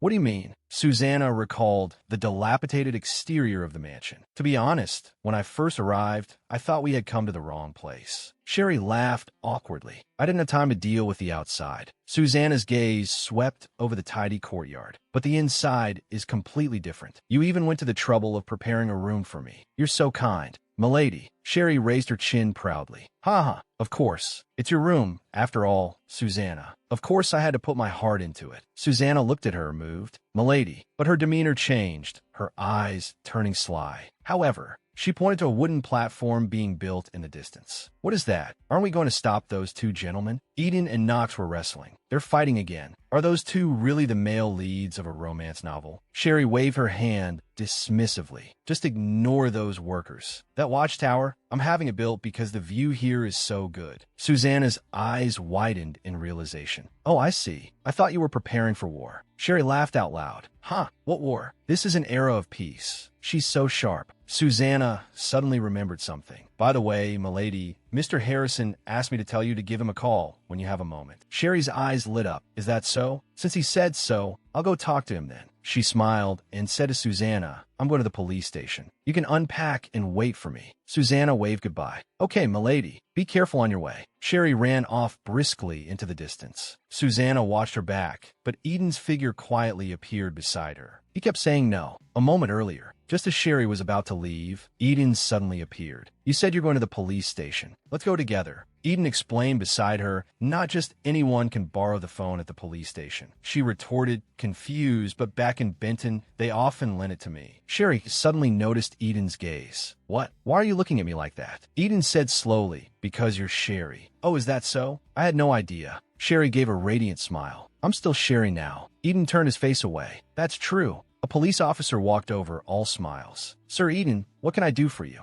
Eden pointed at Sherry. Chief, this young lady would like to use the station's phone. Ah, it's the chief. The chief replied with a smile. Ah, no problem. The villagers often come here to take calls too. She opened her eyes and asked expectantly, so can I use it? Eden waved his hand in resignation. The chief has already given permission. Go ahead and use it. The chief turned to leave. But according to the rules, it's not allowed. Miss Sherry. Sherry had already picked up the phone. It's so hard to make a call here. The call connected. A voice came from the receiver. This is Harrison Howard. Sherry shouted in the mouthpiece. Harrison, you told me to call you, didn't you? Susanna has arrived. When are you coming? Harrison's voice came from the other end of the line. Miss Sherry, I was delayed handling the matter you mentioned. I'll leave in 4 days. Sherry's voice rose. 4 days? Harrison chuckled gently. Please wait a little longer. When I get there, I'll properly inspect the mansion you've been managing on your own. Sherry pouted in dissatisfaction. Inspect? Am I a child? Ha ha. Harrison's tone became serious. But, milady, about that 100 million gold credit loan. I'll be asking you about it properly when I arrive. Sherry stiffened. Properly? Harrison continued. And about the person you mentioned, I'm having a hard time dealing with them. They are very dangerous people. Sherry's eyes sharpened. Ah, you mean the Lancaster family, who can send Eden back to the capital. As expected, they're not easy to deal with. I expected as much. Sherry said into the phone, okay, please take care of yourself too. Harrison, you have to eat well too. Of course. Goodbye. She hung up the receiver. Now, as long as Harrison arrives safely in Brunel, everything will be over. I feel so much more relieved. Eden's voice came from behind. Is lawyer Howard coming to Brunel? Sherry turned around. Sir Eden, why do you ask? He took a step closer. I'm just curious why he's coming. Can't I ask? Sherry's hand rested on the doorknob. No. She opened the door, turning sideways to face him. Please don't show unnecessary concern for my family. Besides, prying into a lady's private affairs is very rude. She turned and left, leaving Eden alone. I made a mistake again. Family. I hope Aurora is doing well. Eden, you idiot. When did you promise to investigate our benefactor? Why is there still no news? I really want to thank them properly. A maid reported to Aurora, milady. The young master seems to have been sent to Brunel, so he's been delayed. Aurora shot up from her seat. Brunel? What kind of place is that? The maid explained. It's a small village without even a train station. A small village? My brother is really hard to understand sometimes. A smile played on Aurora's lips. In that case, she closed her eyes, her face full of longing. Then I'll go to Brunel too. Aurora picked up her teacup. Are you saying I'm not allowed to go out? Why? A blond man holding a teacup said in a steady tone. You know how chaotic things are lately, so don't even think about going out. Just stay in the mansion. Aurora looked at him, astonished. Are you trying to put me, your adult daughter,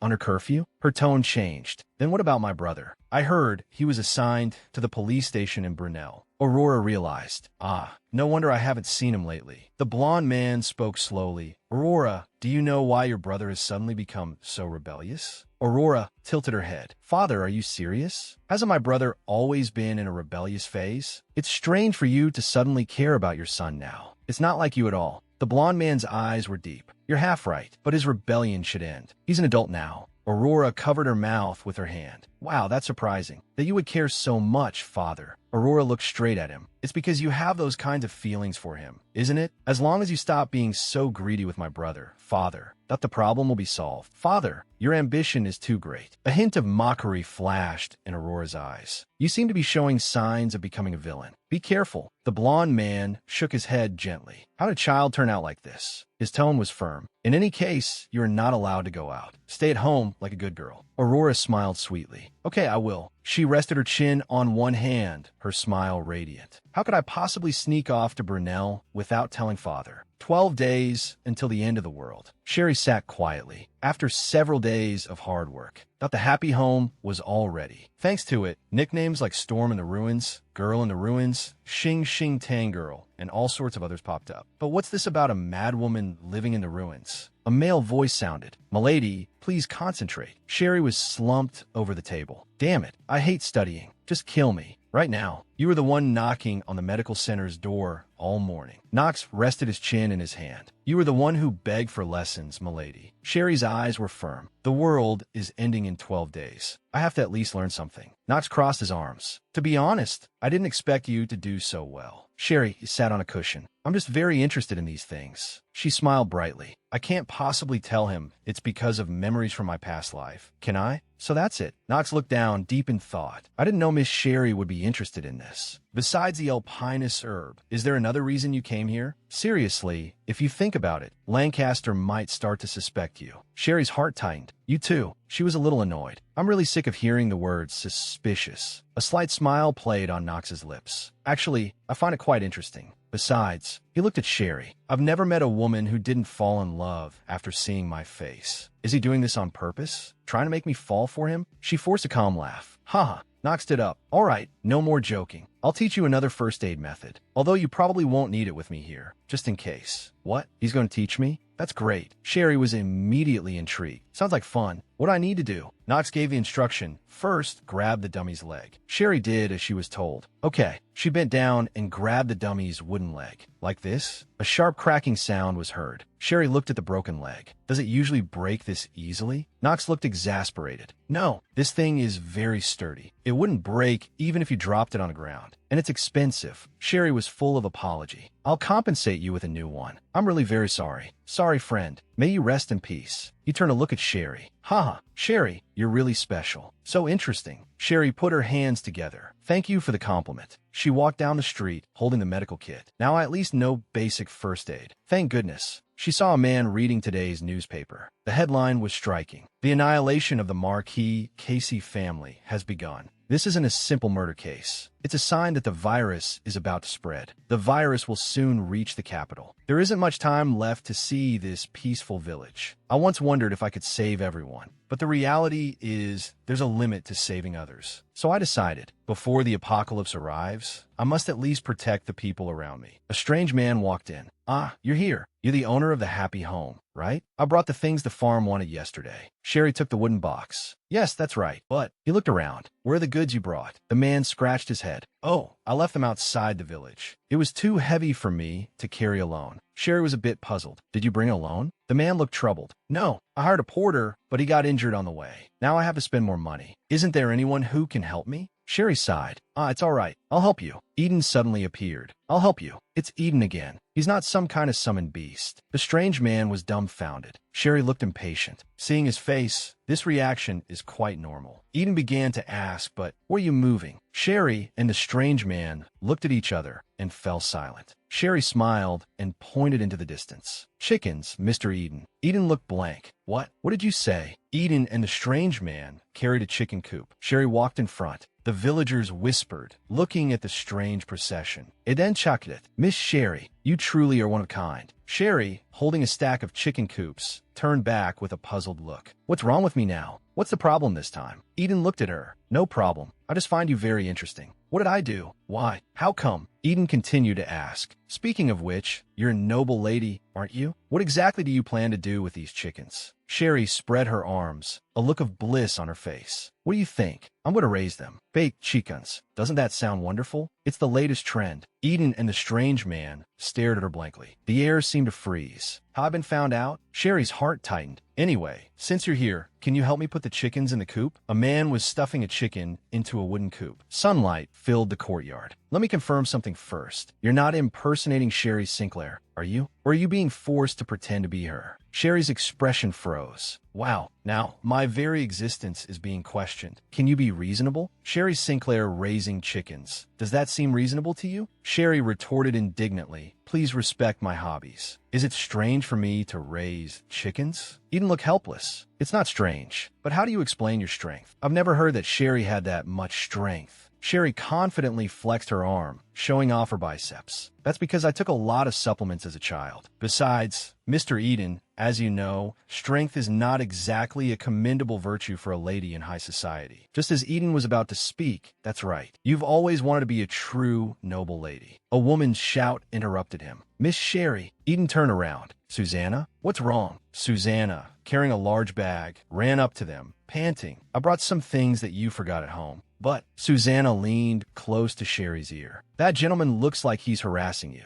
Are you all right? Sherry covered her mouth with her hands, her eyes shining with emotion. Susanna, are you an angel? Thank you, Susanna. Let me see what you brought me. Susanna smiled and opened the package. All right, miss. Sherry reached in. Let's see. Her expression changed. Huh, this is... A shrill scream pierced the silence. Sherry's pupils contracted sharply. That scream, could it be? The two immediately turned and rushed towards the source of the scream. What happened? A monster. Damn it, what is that thing? Where did it come from? It wasn't supposed to appear now. Sherry's pupils dilated in shock. But now is not the time to think about that. Eden pulled her behind him. Miss Sherry, before anyone else gets hurt, I have to kill it. Sherry's eyes sharpened. If I use that thing from the bag, this thing should be as effective as a weapon. She swung the baseball bat at the monster. The monster let out a pained roar. She panted heavily, wiping the blood from her face with the back of her hand. That was close. I finally took care of the monster. Eden walked up to her, his gaze sharp as he scrutinized her. Look at his face. If I don't find a good excuse, I'm dead. It's time to start acting. Sherry forced a weak smile. Is everyone all right? Who would have thought there'd be a bear here? Eden's pupils suddenly constricted. Wait, Miss Sherry, he roared. Behind you. No, I never thought it would end this way. A gunshot ripped through the air. Sherry turned back in shock. What? Vanilla was standing not far away, the muzzle of his gun still smoking. He asked in a deep voice, Miss Sinclair, are you all right? Sherry looked at the newcomer. Vanilla, what are you doing here? Vanilla put away his gun. I was out hunting when I saw a bear and followed it here. But is this really a wild bear? If so, it should fetch a good price. Susanna supported Sherry with concern. Miss, are you all right? Sherry forced herself to answer. Yes, I'm Euphine. The man collapsed on the ground, trembling all over. My God, that was a demon. Without a doubt, a demon. Sherry watched his reaction, a chill running through her. If that kind of monster is going to take over the world, and you all act like this. The man coughed up another mouthful of blood, his body trembling from the pain of his injuries. Eden's voice held a trace of urgency. If you're not feeling well, should I take you to the clinic? Sherry suddenly grabbed his arm. Wait, we can't go to the clinic. Hold on, don't move. That man, he was bitten. Miss Sherry. Eden's tone was full of confusion. I don't understand your actions. But for now, please let go. Regardless, the patient comes first. I'll call someone to handle him. You go inside first. Sherry's hand gripped Eden's tightly. We don't need to get involved, right? Eden's brow furrowed. What is she talking about? Does she not want to touch the patient? Sherry shouted, because there's nothing we can do to help. Why won't he listen? Don't go. That face. I can't just knock them all out and carry them away. Vanilla stepped forward. All right, I'll take him to the clinic myself. Sherry shouted in a panic. Vanilla, wait. Let me explain first. Vanilla's steps didn't falter in the slightest. Sherry, I really didn't expect this. You shouldn't do this. Are you afraid of being infected by that person? That person is really not right. So he really needs to be taken to a doctor. Susanna covered her mouth with her hands, staring intently at the man on the ground. Wait, just as the miss said, something feels wrong. The man's body began to convulse violently. A horrifying cracking sound came from his bones. His fingers twisted into claws. Sherry watched it all. Damn it, it has come to this after all. The man's body twisted into an inhuman posture. A beast-like roar came from his throat. Vanilla looked at him. Why? Sherry shook off Eden's hand. Calm down. It's okay. The man's body twitched in the darkness. He hasn't fully transformed yet. Sherry's eyes became resolute. She raised the weapon in her hand. If we're going to kill it, now's the time. She swung the weapon down fiercely, smashing it hard against the man's head. Damn it, this thing's head is harder than I thought. I have to end this quickly. Otherwise, a gunshot rang out. Eden raised his gun, aiming at the man. Sherry stood beside the man's remains. She let out a long breath. The man's corpse turned into specks of fluorescent light and was finally consumed by flames. Eden lowered his gun and walked over to Sherry. Miss Sherry, did you know it would turn out like this all along? Sherry answered calmly, No, I didn't know. Vanilla was full of confusion. Didn't you just stop us from going over? You must have known something. Sherry explained, I just felt that something was wrong with that person. Even that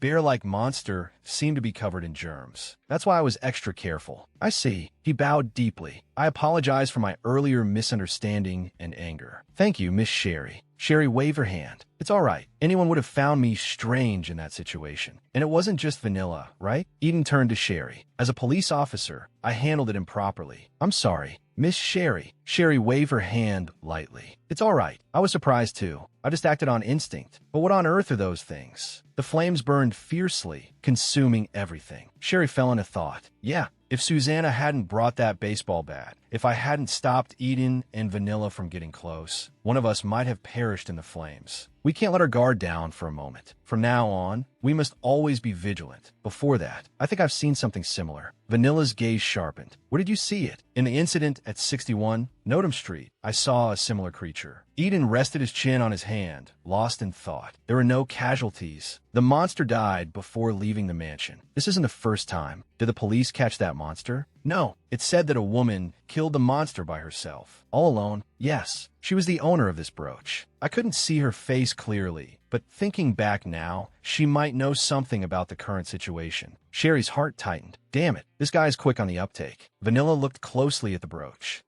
Yeah, this initial. It's the same as Miss Sinclair's initial, isn't it? Sherry rested her chin on her hand, smiling brightly and innocently. Interesting. I remember reading about an incident where the person who solved it also had the same initial. Vanilla looked suspicious. How strange. Sherry replied nonchalantly, what's so strange? There are people with the same initials everywhere. Vanilla shook his head. No, it's not about the initial. It's the incident at 61 Nottingham Street. It sounds familiar. Haven't you read the papers? Banigeri plaid blankly. No. The recent papers are all full of your scandal. They say the two of you eloped to Brunel for love. Sherry and Eden froze at the same time. What? Sherry walked through the crowd, the surrounding gazes making her feel uneasy. What suddenly happened? Eden and I have a scandal? Who in this small village knows me? Her eyes grew cold. Someone leaked the information. Could it be? Knox stopped her, smiling. Miss Sherry, where are you going? Sherry's gaze locked onto him. Could it be him? Sherry answered briskly. To Gint Station. I'm picking someone up today. Knox asked curiously, you're picking someone up? Sherry's gaze sharpened instantly. Are you really asking me this, Mr. Rutherford Hill? You're not selling my information, are you? Knox chuckled. I'm not that kind of person. If I were selling information, it would be difficult for us to be alone like this right now. Sherry narrowed her eyes suspiciously. Maybe this guy isn't the culprit. The distant train station was bustling with people. Knox smiled. At least the trains are still running normally. What a relief. Sherry asked, puzzled. What do you mean by that? You said the trains are normal? Is something wrong? She frowned, a trace of unease creeping into her heart. Sherry looked confused. What are you talking about? Aren't the trains running normally? Knox turned his face to the side, the sunlight outlining his profile. I heard that the road out of Westmore Station has been blocked, so everyone who took a carriage to the capital had to turn back. The road is blocked? Sherry's heart tightened. Why is it blocked? He shook his head. I don't know the specific reason either. Sherry turned. Let's leave it at that for now. Thank you, Knox. I'm heading back. I feel anxious. There's still 10 days until the end of the world. But why am I so agitated? Her gaze swept over a newspaper. According to Vanilla, the papers only reported on the scandal between me and Eden. There were no articles about the monsters, nor any mention of the roads in Westmore being blocked. Someone is deliberately covering up these events. Westmore. What on earth happened? Sherry sighed wearily. Does Harrison know anything? When he arrives, I have to ask him. So she eagerly awaited Harrison's arrival. The station clock ticked away. The next train was due to arrive at the platform. But even after the last train departed, he never appeared. He clearly said he would come today. Sherry's eyes were filled with worry. I hope nothing happened to him. The streets were bustling with noise. Sherry sat in the carriage. What's so noisy? Never mind. The driver noticed her expression. You look very worried. Shall we go back to the station? And Susanna is still waiting for us. We should go home. Sherry shook her head. No, please take us back to Brunel. It's okay, there's still 10 days. Her heart sank. There are 10 days until the apocalypse. I will soon. Dot realized just how complacent she had been. She stepped into a pool of blood. A scream tore through the sky. The terrified crowd scattered and fled. Screams rose and fell. Sherry stood frozen on the spot. Yesterday, this was the market in the center of the village, once full of life. However, that day has finally come. Monster, help, save me. The screams were endless. Sherry collapsed amidst a pile of bodies. She cursed under her breath, damn it. All of this is a full 10 days earlier than in the novel. Call the police. Someone call the police. It's useless to call the police now. Everything has already begun.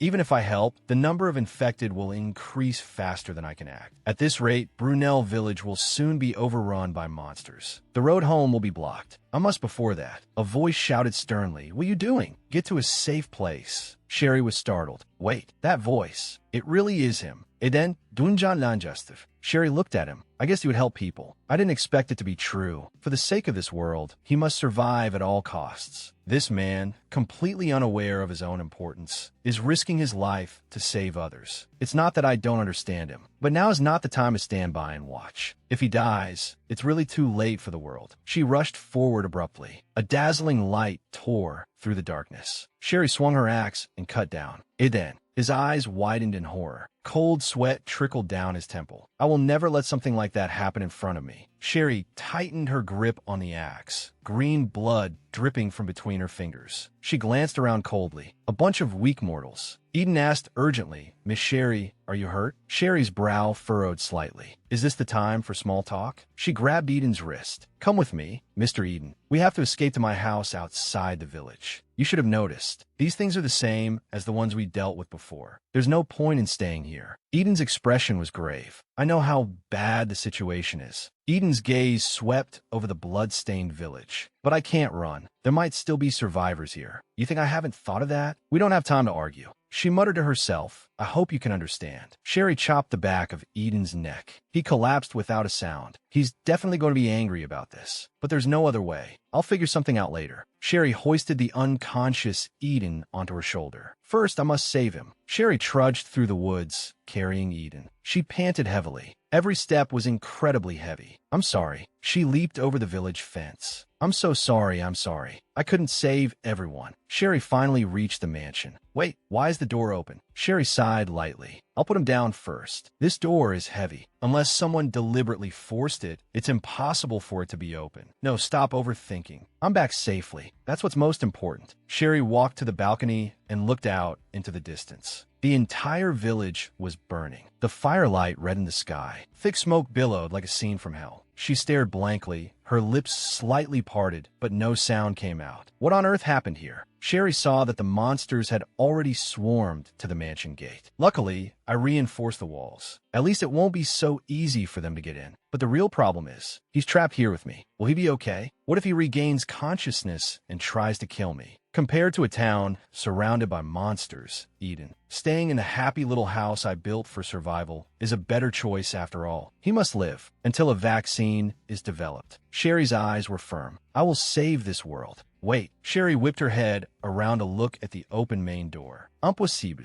Sherry slowly pushed open a door. Please, don't let it be what I think it is. Susanna. A strange noise came from inside the door. Sherry spun around, a chill crawling up her spine. What was that sound? She quietly crouched down, gripping the axe handle tightly, and moved slowly along the wall. A pair of blood-red eyes lit up in the darkness. I'll rush in on the count of 3. 1, 2. A monster suddenly smashed through the wooden planks, breaking out of the door. As I thought, there's a monster in the house. Sherry's pupils contracted. Damn it. When? Did it slip in when the door was open? The monster growled, baring its fangs. The longer this drags on, the worse it gets. I have to use my strength to finish it in one blow. Sherry's eyes narrowed. She swung the axe, the blade slicing through the air and precisely decapitated the monster. Green blood spurted out. Luckily, it was taken care of in one hit this time. Am I already getting used to this? After killing a few of them, Sherry's hand trembled slightly. Is this going to be my life for the next 2 years? Luckily, I have this monstrous strength. Otherwise, no time for that. I have to find Susanna. There are no signs of a struggle here. She must be hiding somewhere safe. Sherry ran quickly up the stairs. Susanna. She searched along the corridor. Susanna, where are you? As far as the eye could see, there was no one. Sherry stopped. Susanna. She looked down at the door the monster had broken through.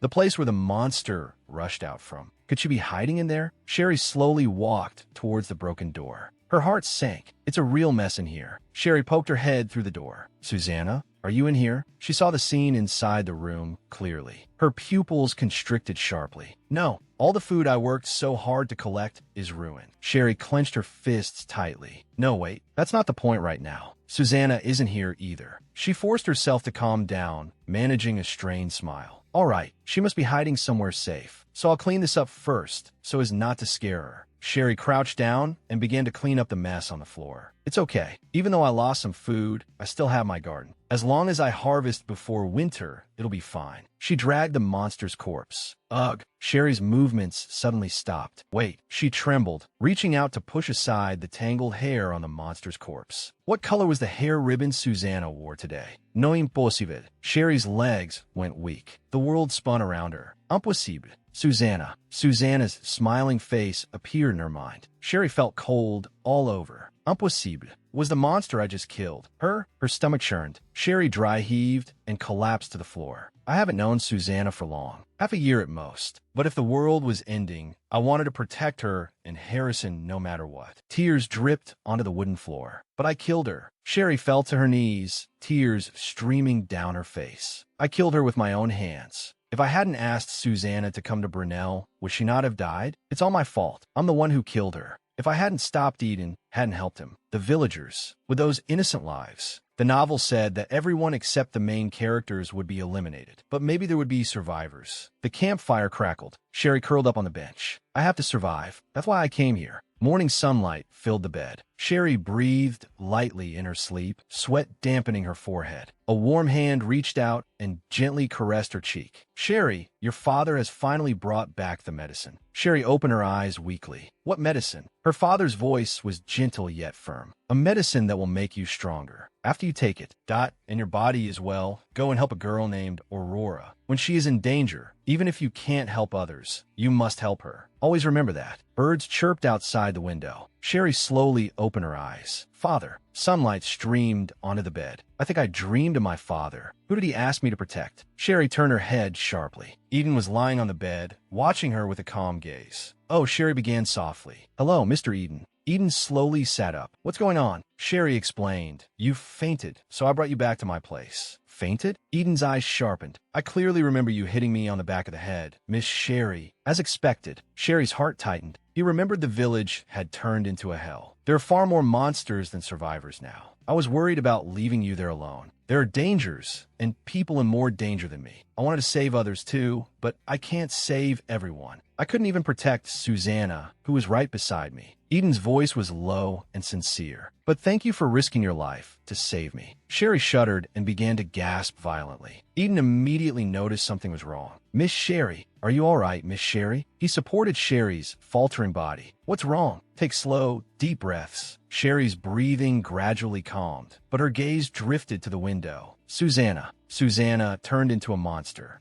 With my own hands. Eden interrupted her. Stop. That's enough. He gently rubbed Sherry's back. Breathe slowly. Inhale, exhale. It's okay. Everything will be all right now. Sherry and Eden sat side by side on the edge of the bed. Eden broke the silence. Feeling better? Sherry replied in a low voice. Yes. Thank you. Eden stood up. After assessing the situation, I'll head to the capital as soon as possible. My sister is there. I have to confirm she's safe. Brunel isn't far from the capital, but it's a remote village no one knows about. If the virus has even spread to a place like this, I'm afraid the capital has already completely fallen. Mr. Eden, what we can do is... Eden turned around. Miss Sherry, thank you for saving me, but I firmly believe I could have saved more people. I cherish my own life above all else, while Eden puts others' lives first. We are two completely different kinds of people. A man who fights for the world's survival. If he continues to be this kind, the road ahead will surely be incredibly difficult. Sherry smiled. I understand. You don't have to abandon your sense of responsibility, but I don't find Eden's way of thinking depressing. In this hellish world, we need people like Eden. If one day, Eden sacrifices himself for others, I will stop him at all costs, even if he resents me for it. Eden's voice pulled her back from her thoughts. I want to go outside and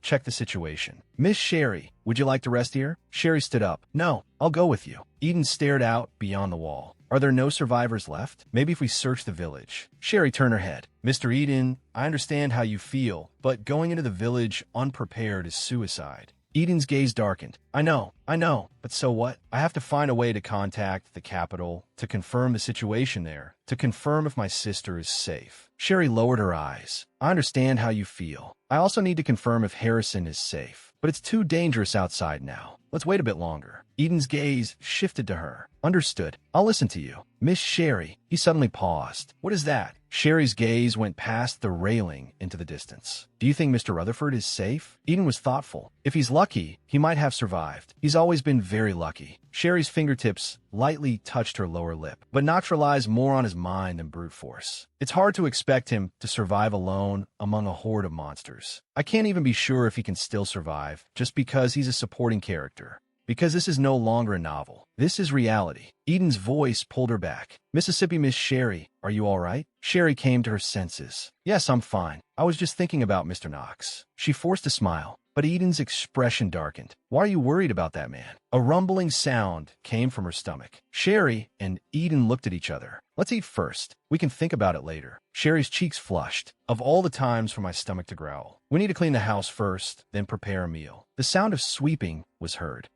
What's that sound? It was Eden. He was sweeping the floor with a broom. I told him to get some rest. After all, he looks like he can't do anything. As expected of the heir to a ducal house. Eden leaned the broom against the wall and took some ingredients from a shelf. He's handling things better than I thought. Eden notiget herstelling. While I was in the police dorms, I did my own cleaning. Don't stare at me like that. Was I being too obvious? Sherry quickly waved her hands. No, it's not that. I was just a little surprised. A slight smile touched Eden's lips. Speaking of surprises, isn't this mansion the most surprising thing of all? He looked around. Don't you agree? The food supply here is enough to last for months. The fortifications at the gate are also surprisingly robust. You can even monitor the outside without leaving the house. It's as if someone prepared for this situation in advance. Sherry turned her back to him. How could that be? I could even say I have a dream once in a while. Eden's expression froze instantly, his gaze sharp as he scrutinized her. He cut Sherry off. That's enough. Let's finish cleaning quickly and eat. Sherry held the broom, her eyes a bit unfocused. Okay, got it. She suddenly remembered something. Oh, right. Mr. Eden, can you cook? Sunlight filled the kitchen. The kitchen was neat and warm. Sherry focused on chopping ingredients, her knife skills practiced, her movements fluid. She poured the chopped ingredients into the pot, stir-frying them skillfully. She lifted a bowl, gently blowing on the food to cool it, and took a small taste. Eden leaned against the doorframe, arms crossed, watching her quietly, a look of surprise in his eyes. Eden picked up a spoon, scooped up some soup, and brought it to his mouth. He froze, his face full of disbelief. The two sat facing each other at the dining table. Eden broke the silence. You can actually cook. Honestly, I can't believe it even seeing it with my own eyes. Sherry replied with a smile. Is it that surprising? Of course. When I was Sherry, I never cooked. This dish, it's just a Korean-style stew I made from the memories of my past life. Eden tasted the food. I must admit, my previous view of Miss Sherry was too narrow. Sherry showed a smug smile. Yeah, I thought so. By the way, Sherry put down her utensils. Eden, you only use honorifics with me, right? I heard it from Mr. Rutherford. Why? Shouldn't you treat me the same as everyone else? Sherry's heart skipped a beat. No. A smirk played on Eden's lips. Weren't you the one who was unhappy about me using honorifics with you back then? There's no need to use them anymore. Sherry fell silent. She held her spoon, a complicated smile on her face. But I'll still use them. Eden closed his eyes, a look of bliss on his face. In a situation like this, I never thought I'd be able to eat such a delicious meal. It's really good. Sherry caressed her cheek. Yeah, to still have an appetite in a situation like this. It's amazing. Eden stood up with his tray. Let's take our time. There are some things I'm curious about. Sherry nodded. Okay. Oh, right. Is there a map here? The two sat cross-legged in front of a map. Sherry pointed to a spot on it. Is there any way to lure the people outside away? They seem to be very sensitive to sound. It would be great if we could use that. Eden was thoughtful. About that, the one in the fortress. How about using the catapult in the fortress? Sherry looked astonished. My God, how did you know there was a catapult? Eden answered calmly. I found it when I was looking around earlier. It also seems like there are traps set up everywhere here. Sherry feigned ignorance. Oh, really? There's that kind of stuff too? Eden's gaze was as sharp as a knife, piercing straight through her, as if to freeze through her disguise. Eden's voice was low. Miss Sherry, in your eyes, am I really that easy to deal with? A drop of cold sweat appeared on Sherry's forehead. Your words have a sting to them. Eden's tone suddenly changed. Never mind. I'll let you off this time. Sherry's smile froze on her face. What does that mean? Saying all that, and then pretending to be magnanimous. It's even scarier. Eden leaned back. Is it because I need to repay a debt? Please forgive me. That's just how I talk. But I still want to be a bit nicer to Miss Sherry. I owe you a favor. Most importantly, you saved my life. Sherry turned her head.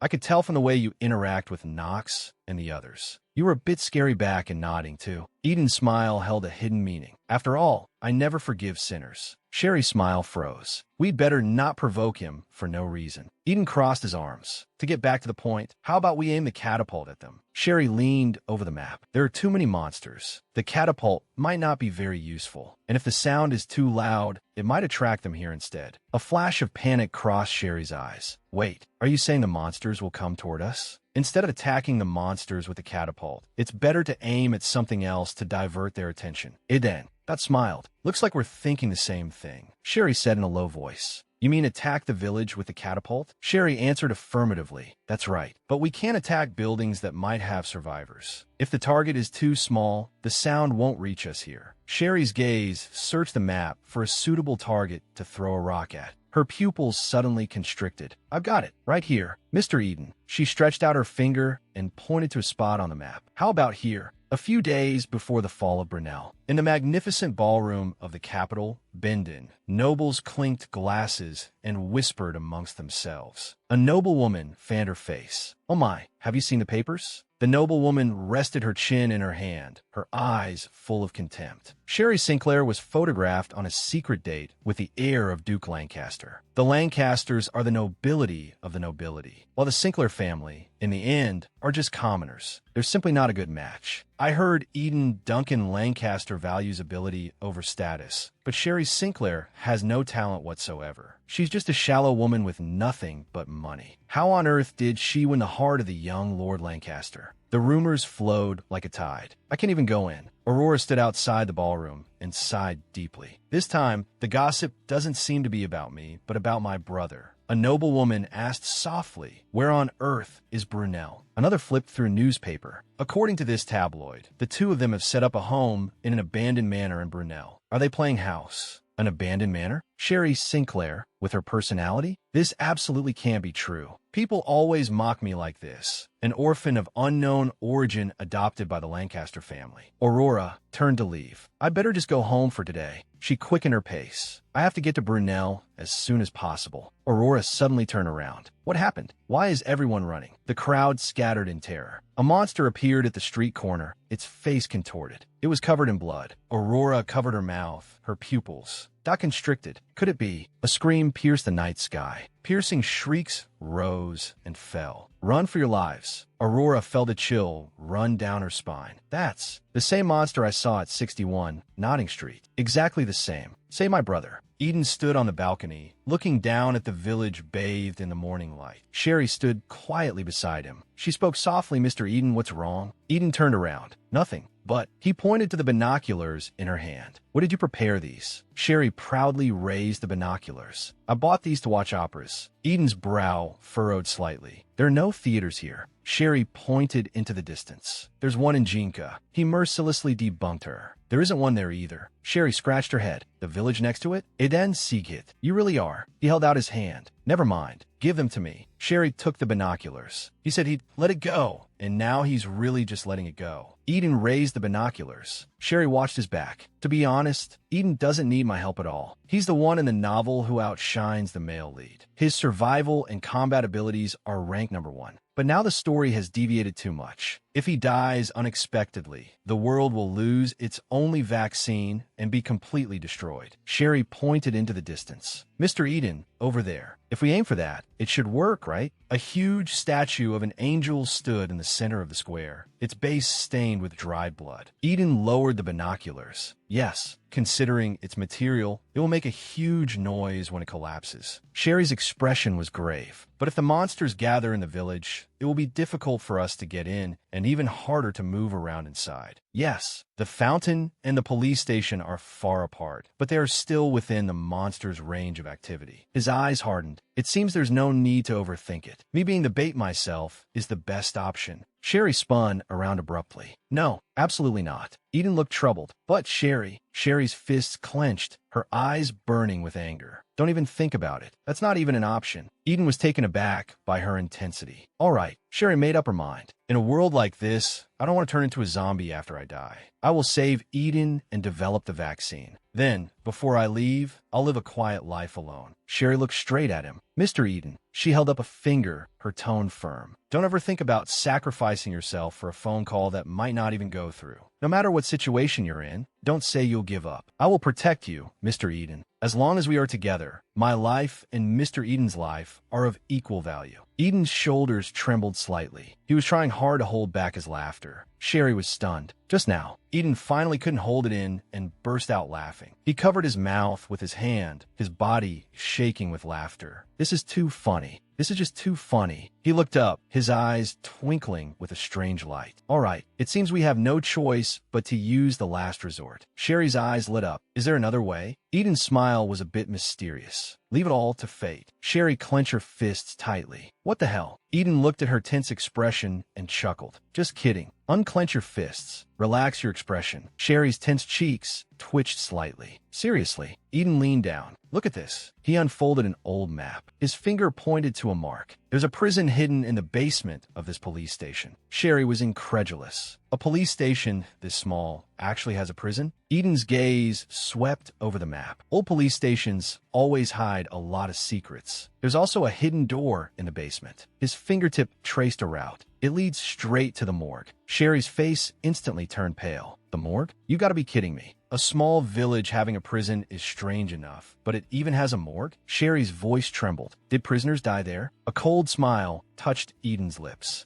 It hasn't been used in a long time. But this world is full of that kind of scum, even in a small village like this. Sherry felt a chill. Ugh, he looks so scary. Sherry forced herself to remain calm. What about the morgue? Eden drew a dotted line on the map. The morgue connects to the forest behind it. When we leave the village, we can escape through this route. Sherry had a realization. You mean we have to go through corpses to avoid the monsters? Eden rolled up the map. There should only be skeletons left there now. Sherry put a hand to her forehead. Okay, I get it. So, the plan is still to attack the statue with a catapult, right? Yes. But is that really possible? The distance is quite far. Sherry puffed out her chest, rolling up her sleeves to show her muscles. Of course, I'm very strong. There's nothing that can't be solved with strength. Eden couldn't hold it in any longer. He burst out laughing. Is he laughing at me again? He lowered his head and covered his mouth, his shoulders shaking as he tried to suppress his laughter. The roar of a zombie came from downstairs. Sherry nervously peeked out. She lowered her voice. Stop laughing. What if the monsters hear you? He laughed even harder. Stop laughing. I said stop laughing. Sherry couldn't take it anymore and punched him in the back. Eden coughed sharply and lurched forward. Did I hit him too hard? He knelt on the ground, his body trembling from the violent coughing. Eden looked up, his eyes full of laughter. This is crazy. I never thought I'd resort to brute force. What's even more absurd is that it actually makes sense. Why is this bastard still laughing? Shouldn't you be using some wild, brutish adjectives? Not acting like a childish gossip girl. Sherry turned away in a huff. Stop talking nonsense. He looked up at the night sky. But for a more accurate shot, it's best to wait until sunrise. Then let's wait for the sun to rise. Okay, let's do that. Sherry hugged her arms and shivered. The nights are still so cold. If only there was a heater right now. That would be a gift from heaven. Is it because the wood is too old that it won't light? What's wrong? Is the ventilation bad? Eden stood at the door. Miss Sherry, wait a minute. Sherry turned around. Sir Eden, what is it? A voice echoed in the empty room. Don't go. Sherry shuddered. What was that sound just now? Did you prepare something before going to the village? Sir Eden, did you just say don't go? Eden looked alert. No. Do you think there's someone else here? Sherry looked around. No, I think it was just my imagination. Eden's gaze swept the room. Probably. It doesn't look like there's anywhere to hide here. He turned to Sherry. Even if someone is here with your great strength, there's nothing to worry about. Didn't you have something to ask me? Eden's gaze fell elsewhere. Miss Sherry, have you ever used an axe? Sherry's eyes flickered. An axe?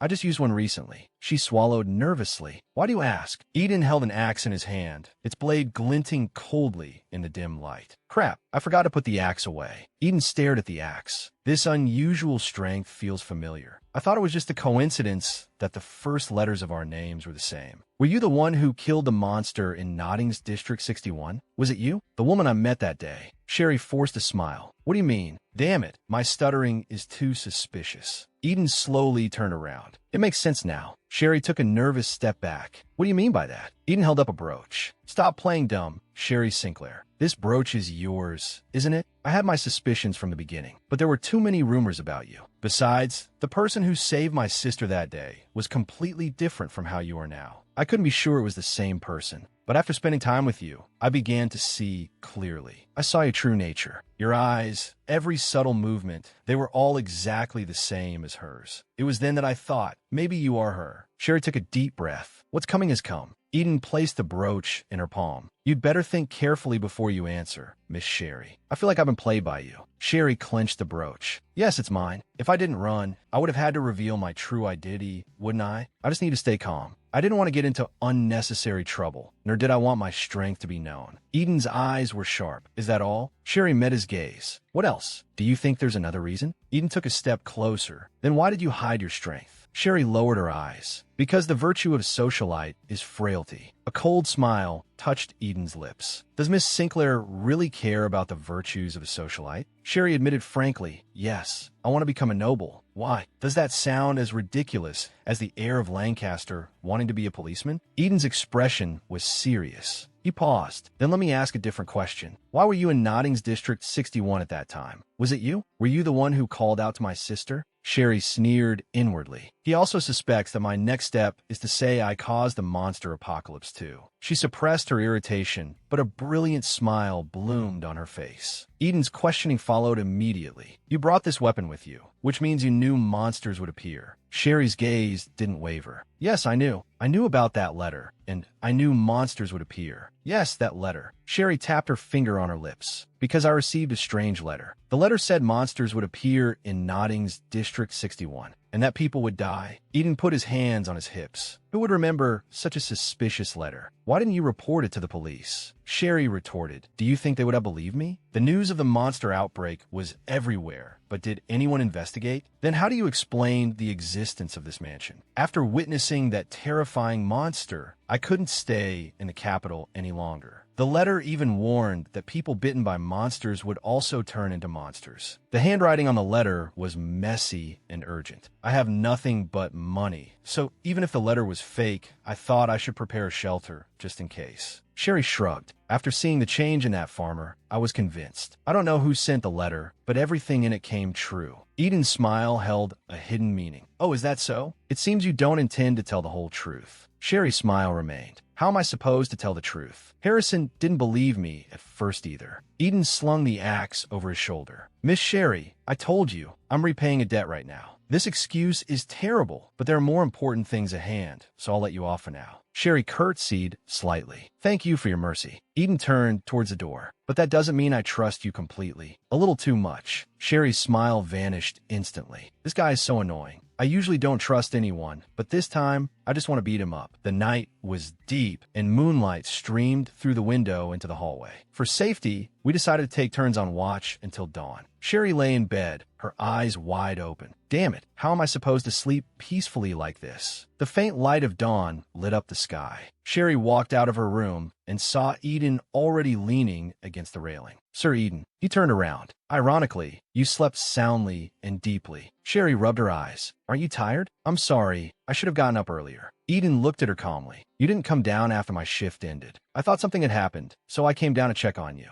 Your snoring sounded like you were about to leave this world. Sherry's face instantly turned beet red. She covered her mouth, her face full of shame. I snored? Eden chuckled lightly, just kidding. Actually, you were sleeping so quietly, I thought you were dead. Sherry's body stiffened, trembling all over. She smiled and waved her hand. The sun hasn't fully risen yet. Aren't you going to get some rest? Eden's gaze fell on her. It's fine. I probably can't sleep either. Sherry clasped her hands together, her eyes shining with anticipation. In that case, Sir Eden, can I sleep for you? He fell silent. At a time like this, you should at least say I'll stay with you, right? But I don't want to talk to you. You're really something else. Did anything special happen during that time? No, nothing. More importantly, what's that? Sherry pointed at the bag. I was planning to take an empty bag when I go to the village. The last time the kitchen was ransacked, we suffered heavy losses. Right? If we can get more food or necessities, I think it's best to stock up. Eden's gaze fell upon her, a faint smile playing on his lips. Looking at you like this, Sherry, you seem to have excellent judgment. I really don't understand why people think you're an incompetent heiress. Sherry's smile held a hint of mystery. That's probably because that's just for my social life. Eden's voice came from above. If anyone speaks ill of you in the capital in the future, I'll correct them for you. Sherry's gaze sharpened. What if the entire country is in the same situation? What if the world has already ended? Eden's hand suddenly clenched into a fist, trembling from the force. That's impossible. You saw it with your own eyes. How fast the monsters are increasing. The infection rate is 100, so the possibility exists, isn't it? Then, Eden leaned closer to her, a strange light glinting in his eyes. Does this mean you and I are the only humans left in this world? Sherry raised her head, her gaze piercing the void. There must be other survivors, hiding just like us. At the very least, Aurora should still be alive. Eden's expression tensed. Let's pray then. At least we still need that bit of hope, don't we? Even though he's saying such hopeful words, his expression is like that. If the world really has ended, and only the two of us are left, wouldn't that be a little dangerous? Sherry looked confused. It's just the two of us left. What would be dangerous? Eden's gaze deepened. That's precisely the danger. You seem to trust me a lot, Sherry. Eden's profile looked soft in the setting sun, but Sherry felt a chill. Why has he become so twisted? He wasn't like this in the novel. Wait, there's something wrong with his eyes. Could it be because of me? Sherry closed her eyes and revealed a reassuring smile. I trust you. She decided to soothe him first. If he becomes distressed, that I'll end up blaming myself. Eden's face was shrouded in shadow, the corner of his mouth curling into an inscrutable arc. He asked softly, to what extent? Sherry burst out laughing. As long as my fists don't fly at you. Eden's body shook with laughter. He said in a low voice, at first, I was wondering why it had to be you who was left behind with me. But now, I think I'm glad it was you.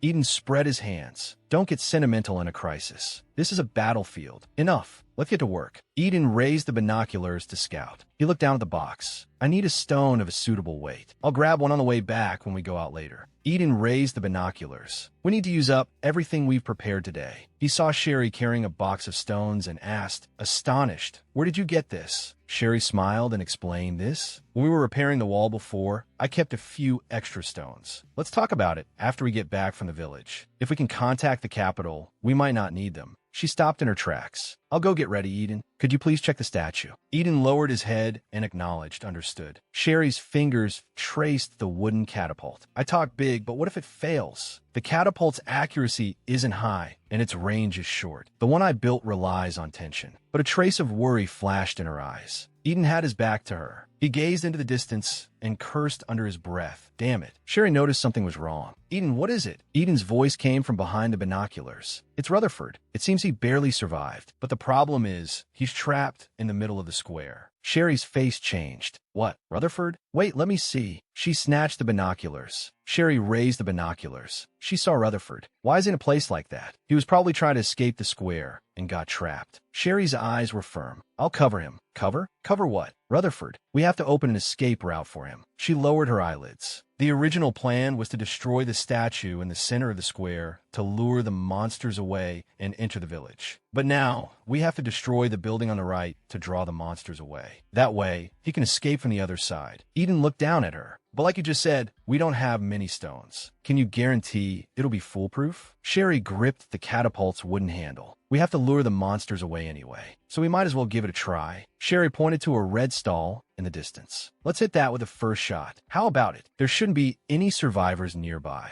Eden raised the binoculars, a smile playing on his lips. Not bad. I'll count to 3, then fire. 1, 2. Sherry pulled the catapult's rope tight. The wood groaned as if under a heavy burden. Even if it misses, as long as it lands nearby, it'll be fine. Please. 3. Eden's last syllable fell. Sherry released the rope. The huge stone whistled through the sky, flying towards the distance with a white trail. A direct hit. In my past life, I had a special talent. I was especially good at a certain game, using a slingshot to launch an angry yellow bird. Although I wouldn't call myself a gamer, I had an incredible knack for aiming and hitting the target. I hit it. I can't believe it actually worked. Sherry turned around excitedly. early. Did you see that? Impressive, but it's too early to celebrate. Attracting the nearby monsters is exactly what we wanted, but the sound was louder than expected. Now even the distant monsters are gathering in the square. This will make it harder for Nox to escape. Eden proposed a new plan. This time, aim for the building to the right of the stall. How about it? Sherry nodded in agreement. Okay, I'll try. She pulled the catapult again. 1, 2, 3. The stone flew out again. A direct hit. Sherry was about to cheer. Wow, a perfect shot. Eden's finger gently pressed against her lips. Shoo. Sherry understood instantly. Right, I have to stay quiet. How's Nox doing? The monster horde is swarming in the ruins. Nox is hiding behind a tree. He's looking around, searching for the person who threw the stones. Why isn't he running yet? He seems to have glanced in our direction, and he's starting to run. He's running. Now the real game begins. Sounds good. Time rewinds to 1 hour ago. Not here either. I've been searching for 2 days, trying to find a way out of this town. But the streets are full of unknown monsters. There's no escape. What the hell are these things? The day Sherry Sinclair left Brunel, she said she had business to attend to in Canton. What business could she have? A nightmare began at the carriage rental. Then it quickly devoured the entire town. Murder. Someone's killing and eating people. Help. People bitten by the monsters turned into monsters themselves. They tore at others, fled in all directions, and then hid. It was simply hell on earth. I have to find a way to escape. A loud bang shattered the silence. What was that sound just now? Damn, the noise is attracting more monsters. If this keeps up, another loud bang echoed. The ground trembled. What on earth is happening? Wait, judging from the direction of the sound, it can't be. Did Sherry Sinclair do something? That noise drew the monsters away, opening up a path. Whatever that was, I have to escape as soon as possible. Seriously, what kind of woman is she? Sherry flashed a brilliant smile. Now I need to find Nox. Eden's expression was serious. Yes, but in an area teeming with monsters, finding him won't be easy. If I'd known, I would have just charged in from the start. I wanted to avoid a direct confrontation, but we have no choice. Do you have a good idea for getting into the police station and rescuing the doctor? Eden's gaze shifted to the distance. The clock tower in the southern part of town? That one? Sherry's finger pointed towards the building. Yes, Nox will definitely go there. Let's go. Sherry raised a question. Why? He might get trapped like he was in the square. Eden's tone was certain. It's his habit. When he's in a desperate situation, he first climbs to a high place to assess the situation, then makes a plan.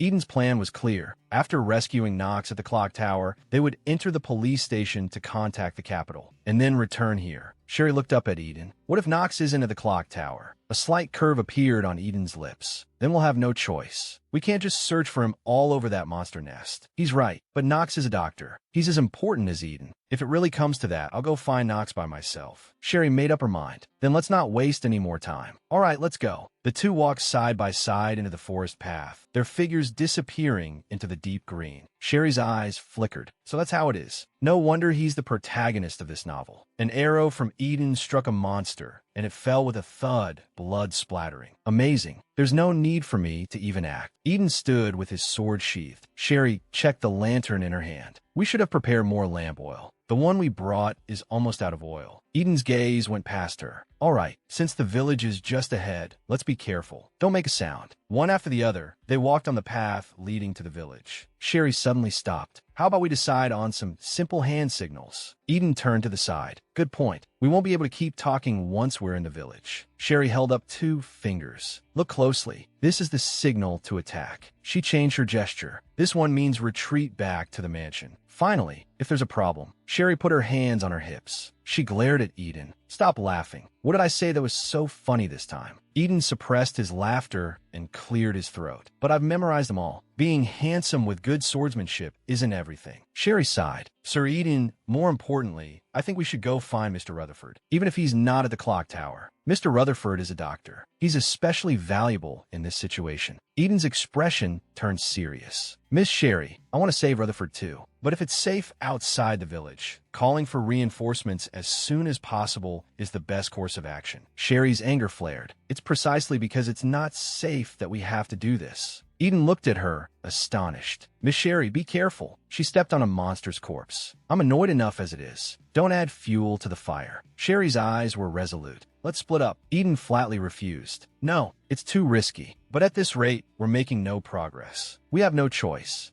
How about this, then? Sherry asked curiously, what way? Eden drew a simple map on the ground with a branch. The monsters should be gathered around the collapsed building, so I'll go directly to the police station. Miss Sherry, you go to the clock tower and find Rutherford. Sherry crouched down. Aren't you coming with me? Eden's cheek twitched slightly. I'd rather not see that guy's smug face after he's rescued. Sherry's cheeks puffed out. Fine. All right. Eden dropped his joking expression. I was kidding. It's better if only a few people enter the village. There seem to be fewer monsters near the clock tower. Rescuing Rutherford and then regrouping is the best plan. Sherry mused. That does make sense. But don't push yourself. If you rush in recklessly to save someone like that again, it won't just be your neck that hurts next time. A confident smile appeared on Eden's lips. Don't worry, I don't get hurt that easily. Miss Sherry, if Rutherford isn't there, don't waste time. Retreat immediately. It's not that I don't trust him, but we must end the operation quickly and regroup. Sherry smiled and made a gesture. Got it. See you here in a bit. Seeing him turn and walk towards the clock tower, she thought, you have to come back safely. Sherry looked up at the towering clock tower. Knox had better be there.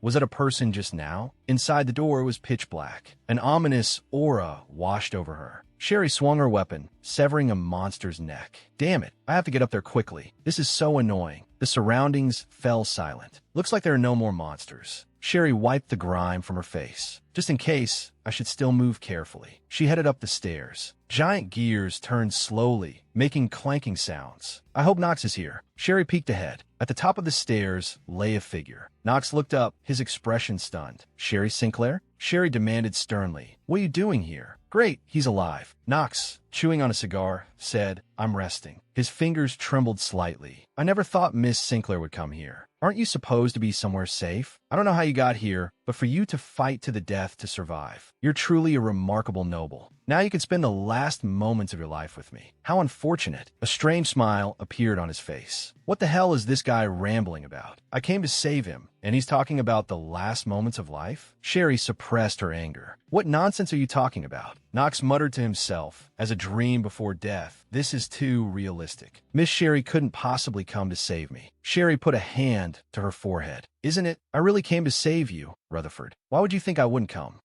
You threw a stone just now. Sherry cut him off. Never mind that. Were you bitten? Knox looked blank. What? Sherry took a step closer. Were you bitten by those crazed monsters downstairs? No, I wasn't bitten. I was stabbed by a broken railing while climbing up. That's good. Can you stand? No, my leg is injured. Even if I could get down, I wouldn't be able to avoid those monsters. So just leave me. Without another word, Sherry hoisted Knox on her shoulder. Knox panicked. WH, what are you doing? Wait, Sherry Sinclair. You bastard. Have you been working against me this whole time? Sherry gritted her teeth. Shut up, or do you want me to throw you down? I don't know anymore. Sherry carried Knox downstairs, her steps heavy. What on earth are you? Sherry Sinclair. No, that's not what I'm asking. Sherry panted heavily. Don't talk to me right now, unless you want to be dropped. I'm really struggling. Knox's voice came from behind her. Drop me. Are you saying that to me? Sherry couldn't help but curse out loud. Knox's voice softened. All right, don't curse at me and don't abandon me. Mr. Knox, you've always treated me like a heartless person, saying I didn't come to save you. Because Knox's eyes deepened. Weren't you throwing stones to save yourselves earlier? I saw you throwing stones from the mansion, using the village as bait. Wait, he's misunderstood. Sherry hurriedly explained, listen, Mr. Knox, we need to clear this up. I threw that stone to save you.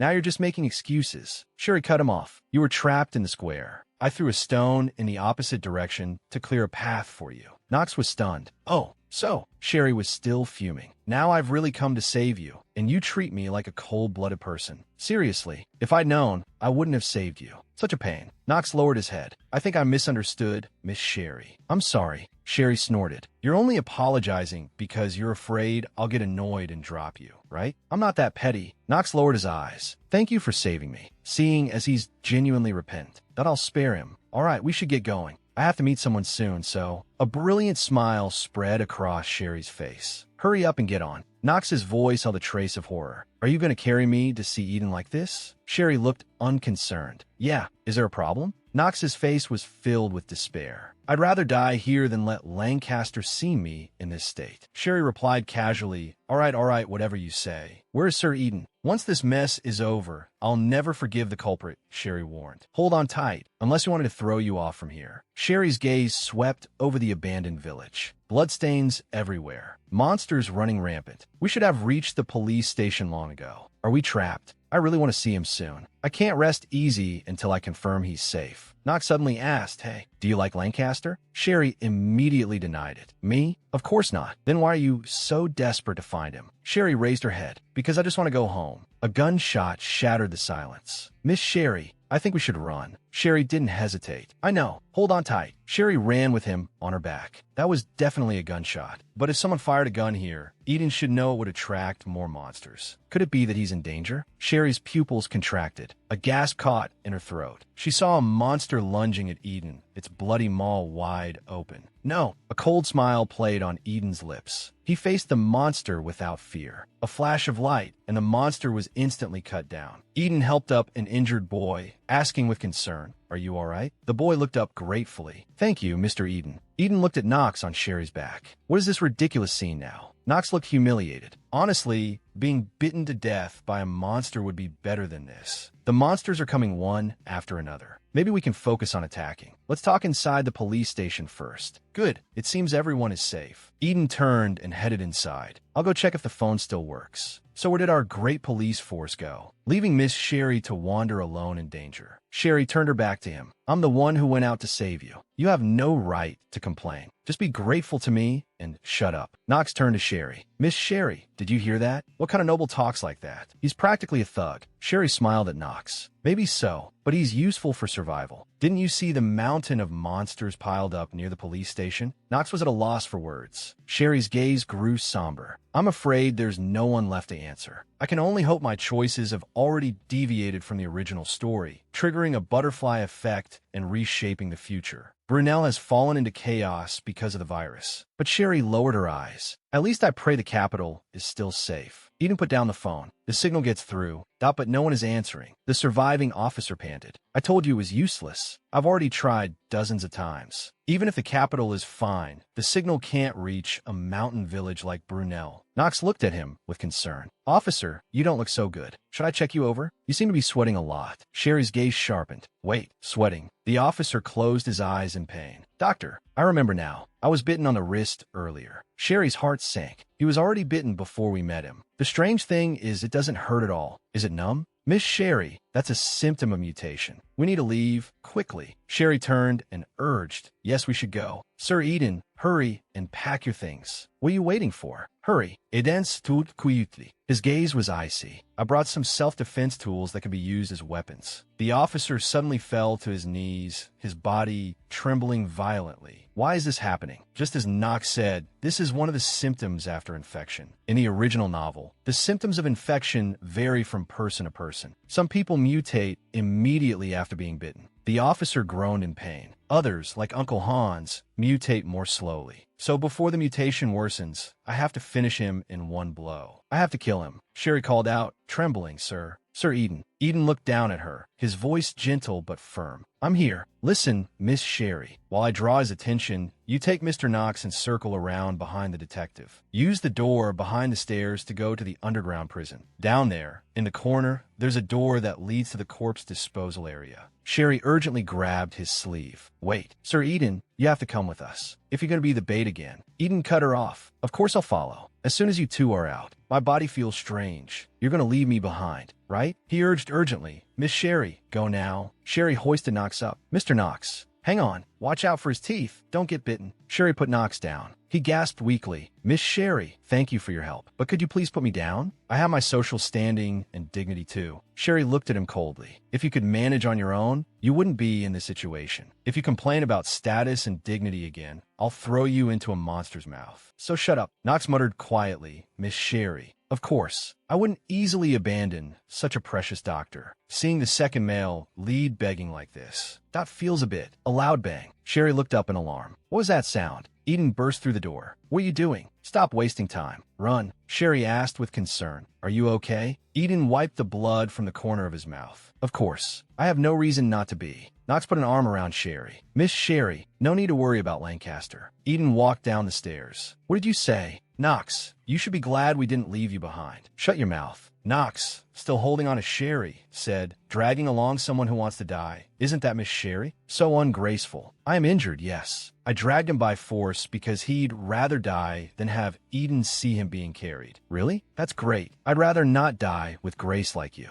Knox turned to Sherry. Miss Sherry, associating with a person like him will be a bad influence on you. We intellectuals must maintain our decorum. Sherry is watching the show from the side. Yes, fight, that's right. Sir Eden, he's not at the police station, is he? The commotion just now was so loud. Eden's eyes were cold. That sound was from slaying the monster. It exploded. I shouldn't have asked. Knox remained silent. The sound was loud. Monsters from afar might come over. We need to go quickly. Sherry called out to him, but, Sir Eden, Sherry stared at the dark abyss before them. You mean we have to go through here? Eden's voice came, yes. It hasn't been used in a long time. It might be a bit dirty. Think of it as a deep well shaft. The bodies were all pushed down from here. Sherry and Knox's faces stiffened. Knox started rambling. Do you know? I am the direct heir to the Marquis of Rutherford's family, Knox Cornell, a promising elite doctor from Rutherford. I don't even know what's at the end of this passage. If something happens to me, the world will lose a great talent. Sherry chimed in, that's right. I'm also the heiress of the Sinclair family, a superstar of the social scene. If something were to happen to me, that my fans would be heartbroken. Knox immediately agreed. Miss Sherry, you finally hit the nail on the head. The social dignity I mentioned is very important, right? Eden's face emerged from the shadows. Then he gave a cold smile. Then you two can just stay here. Eden crouched at the entrance of the hole. All right, the order of descent will be me, Mr. Knox, and Miss Sherry. We agreed. Sherry and Knox, expressionless, silently accepted the arrangement. Eden placed his hands on the edge of the hole. I'll go down first. You follow quickly. He leaped and disappeared into the darkness. Knox looked at Sherry, their eyes meeting.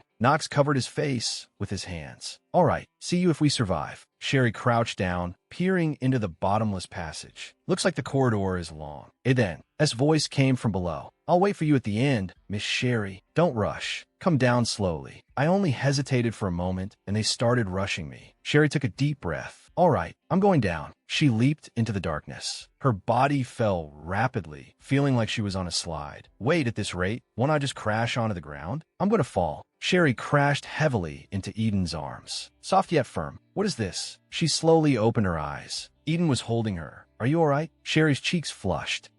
Their gazes met, and the air seemed to freeze. Sherry spoke softly. Thank you. I hope we can get to a safe place soon. Knox, with his lips pursed, said, So, can you move away a little? Eden held Sherry, while Knox stood to the side, arms crossed, looking displeased. Hey, Lancaster, can you take us where we need to go? Eden, holding a lamp, led the way. Footsteps echoed in the cave. Knox followed behind. I've been observing. Who are you, really? Sherry turned back, confused. Why are you saying this again? I'm very strong. Knox interrupted her. No, that's not what I mean. I just feel that. Sherry seems to know why the world has become like this. Good luck to you. Always getting yourself into unnecessary trouble. I'm already used to this kind of suspicion. Sherry, turn around. Hey, Mr. Knox, if I knew this would happen, do you think I would still be here? Knox pondered for a moment. That's true. My apologies. It's just that the Miss Sherry you are and the one I've heard about are completely different. I can only say her acting is truly impressive. Sherry's tone changed. Now, Mr. Knox, your leg must be hurting a lot right now. Your lips are as pale as ice, yet you're still forcing yourself to look calm. After we get back to the happy home, I'll disinfect it for you immediately. Shouldn't you get a tetanus shot? Knox's eyes sharpened. You know about the tetanus vaccine? Sherry replied nonchalantly. MHM. I've traveled abroad frequently since I was a child, so I've seen many things. I got the vaccine at the clock tower. I also brought some medical supplies. Sherry covered her face with her hands. Really? Such precious things. Eden watched this scene. Silently. You too. We're here. Climb up. Sherry looked up at the ladder. I'll go up first this time. Knox cautioned from behind her. Be careful. Mississippi, careful. Careful. Eden was silently displeased. Sherry poked her head out of the well opening. It really connects. It's just a short walk from here. Eden extended his hand. So, are we going directly to Sherry's residence? Sherry nodded in agreement. Yes, we have to go. Eden's gaze darkened. Understood. Perhaps because they can't contact the capital, their situation doesn't look good. Based on my observations, this must be a contagious virus. You get infected if you're bitten. The body gradually transforms into their likeness. And it seems the situation didn't start in Brunel Town. I examined that stableman. He was the first person to show strange symptoms after returning from the capital. His condition worsened after that. Knox's face was grave. So, the first infected person was in the capital? This hypothesis might be correct. In the original story, the alchemist and Marquis Casey did conduct some kind of experiment in the capital. I don't know what specific inhumane experiments the alchemist conducted, nor do I know what the purpose was, but Eden's face turned deathly pale. If the source is the capital, then the situation there now might be even worse than in Brunel. He clenched his fists. Knox looked at Eden. Is your sister in the capital? I'm so worried now I can't sleep. Eden turned his face away. Stop worrying about other people's sisters. Think more about your own family. My family? They're doing just fine on their own. Our relationship is more like a business. Not as close as the Lancaster family. You think the Lancaster family is any different? I don't know if they're fighting or if they genuinely care about each other. But at least Mr. Eden and Mr. Knox, your parents are still alive, right? Missing means there's still hope they're alive, whereas I've always been alone. So I guess it's a comfort in a way. Personally, I'd rather die as a human than become one of those monsters. Eden was silent. Stop talking nonsense. Eden pulled Knox up. Let's go, or it'll be too late. Sherry watched their backs. I'm not saying I don't understand how Eden feels. Even I. She recalled Susanna Harrison. Please, you have to be safe. Eden supported Knox. He looked at Sherry. Miss Sherry, were you bitten? Sherry, turn around. Me? No, I wasn't. Don't misunderstand. I was just curious if your astonishing strength comes from an infection. Sherry let out a light laugh. My strength has existed for many years. It has nothing to do with that. You didn't know simply because I hit it well. I don't need to explain why I hit it, do I? Now let's go home. Thanks to those two, I was able to use the catapult. Mr. Knox, it would be better if I carried you on my back. Yes, please handle me with care. Treat me like fragile glass. Sherry readily agreed. All right. Sherry carried Knox as the three of them passed through the dark woods. Eden lowered his body, drawing his sword. A few monsters leaped out from the darkness, roaring as they charged at them. Eden's figure was as fast as lightning. A flash of light, and two monsters fell instantly. Sherry watched his back. Her heart stirred. Zulfust. He took care of two monsters in an instant. If he's really my ally, that would be for the best. Sherry called out softly, Mr. Eden. We need to get Mr. Knox in a bed right away. His body is burning up. Understood. I'll open the door. The heavy iron door creaked. Eden struggled to push the door. Damn it. How is this door installed? Is it that hard to open? It didn't look that complicated to me. Sherry's backpack got stuck in the door. Oh no. Eden anxiously turned and shouted, Miss Sherry, the monsters are catching up. Hurry. Sherry tugged hard. I know. There are plenty of other bags in the mansion anyway. The backpack tore, and its contents scattered on the ground. How is Mr. Knox? It seems like once the tension disappeared, he suddenly developed a high fever. What about your bag? I lost it along with the oil lamp, but it's not a big problem. It's just that the box of arborist grass I packed broke. Eden turned around. Miss Sherry, you should rest too. I'll keep watch. Sherry shook her head. Mr. Eden, you should rest too. There's no need to keep watch right now. Eden pushed open a door. Let's just rest for today. We can't get out for now anyway. I need to go to the fields and see how much food is left. Eden's voice sounded in the night. Miss Sherry, about what you and Knox were discussing earlier. If you want to become a noble so badly that you'd even hide your true self, why not just buy a title? Eden leaned closer to Sherry. With the Sinclair family's wealth, buying a noble title would be easy. Sherry's eyes dimmed, memories flooding back. Dad, Mom, why are we nobles? I want to be one too. Having a title doesn't mean you're a noble. And the Sinclair family doesn't need something like that. Sherry looked up. Then what about you, Mr. Eden? Why don't you live as the heir to the Duke of Lancaster? You're the noblest of nobles. So many people would do anything for your position. Eden's expression darkened. 5 years ago, I did intend to inherit my father's title. Sherry watched him quietly. Then why didn't you? Eden lowered his eyes. Because I discovered that my father wore a perfect mask. So perfect that even his own son was deceived. He never got his own hands dirty, yet he was involved in countless crimes and illegal dealings. but I couldn't bring him down myself. I became a police officer just to punish people like my father, to atone for my sins. Your effort to atone is enough in itself, Mr. Eden. You've already helped so many people. Those people are all grateful to you. I know that's what he says, but Eden must have thought about one day taking down the Duke of Lancaster himself, because he is a kind and upright person. At this point, what does the past matter? He suddenly opened up to me. This is completely unlike him, but I don't know if a system to punish sinners even exists anymore. Deep down, I want to believe he has let his guard down around me, because in this desperate and terrifying world, no one is more reassuring than him. Did you see that woman from the abandoned mansion take the doctor over there? The lights are on in that abandoned house on the hill. They're actually still alive. A man whispered in the shadows. A repairman who went there once said the house is set up like a war shelter. Everyone, why don't we go and take that fortress for ourselves? Amidst the ruins, a voice pleaded, "Save me. Please, doctor, save me. My daughter is still waiting for me. I hope she's safe. Your daughter will be fine. This is just a dream. Everything will be all right." Knox's eyes shot open, sweat trickling down his cheek. It seems I passed out. He sat up in bed. Where's this? Am I back safely? I hope it was just a terrible nightmare. Knox stood by the window, looking at the apocalyptic scene outside. It's hard to believe the world has ended. He turned, his leather shoes making a soft sound on the floor. Knox looked at the scarecrow in the garden. Listen up. Sherry, holding a parasol, was smiling and talking to the scarecrow. You have the important duty of protecting this garden. I trust you completely, so you must take it seriously. I'm not the type to ask favors of others easily. But Knox leaned against the door, arms crossed. She always finds something to do. What is she up to this time? Lately, I've started to feel that behind her most eccentric behaviors, there seems to be some kind of purpose. The first time I saw Sherry Sinclair was at my sister's wedding. I just dropped by to take a look. A girl with pink hair, exceptionally eye-catching even from a distance. I only remember her carefree laughter. There were many rumors about her back then. I didn't pay much attention. Sherry held up a finger, emphasizing to the scarecrow, especially this spot. You must guard it well. Remember, my friend, this is the heart of the garden. The place where I planted the arborous grass last time. Knox's thoughts drifted. Why does Miss Sherry go to such lengths to plant these? Is there some secret I don't know about? The only suspicious thing is the place where they were found. You're awake. Eden walked over. Since you're awake,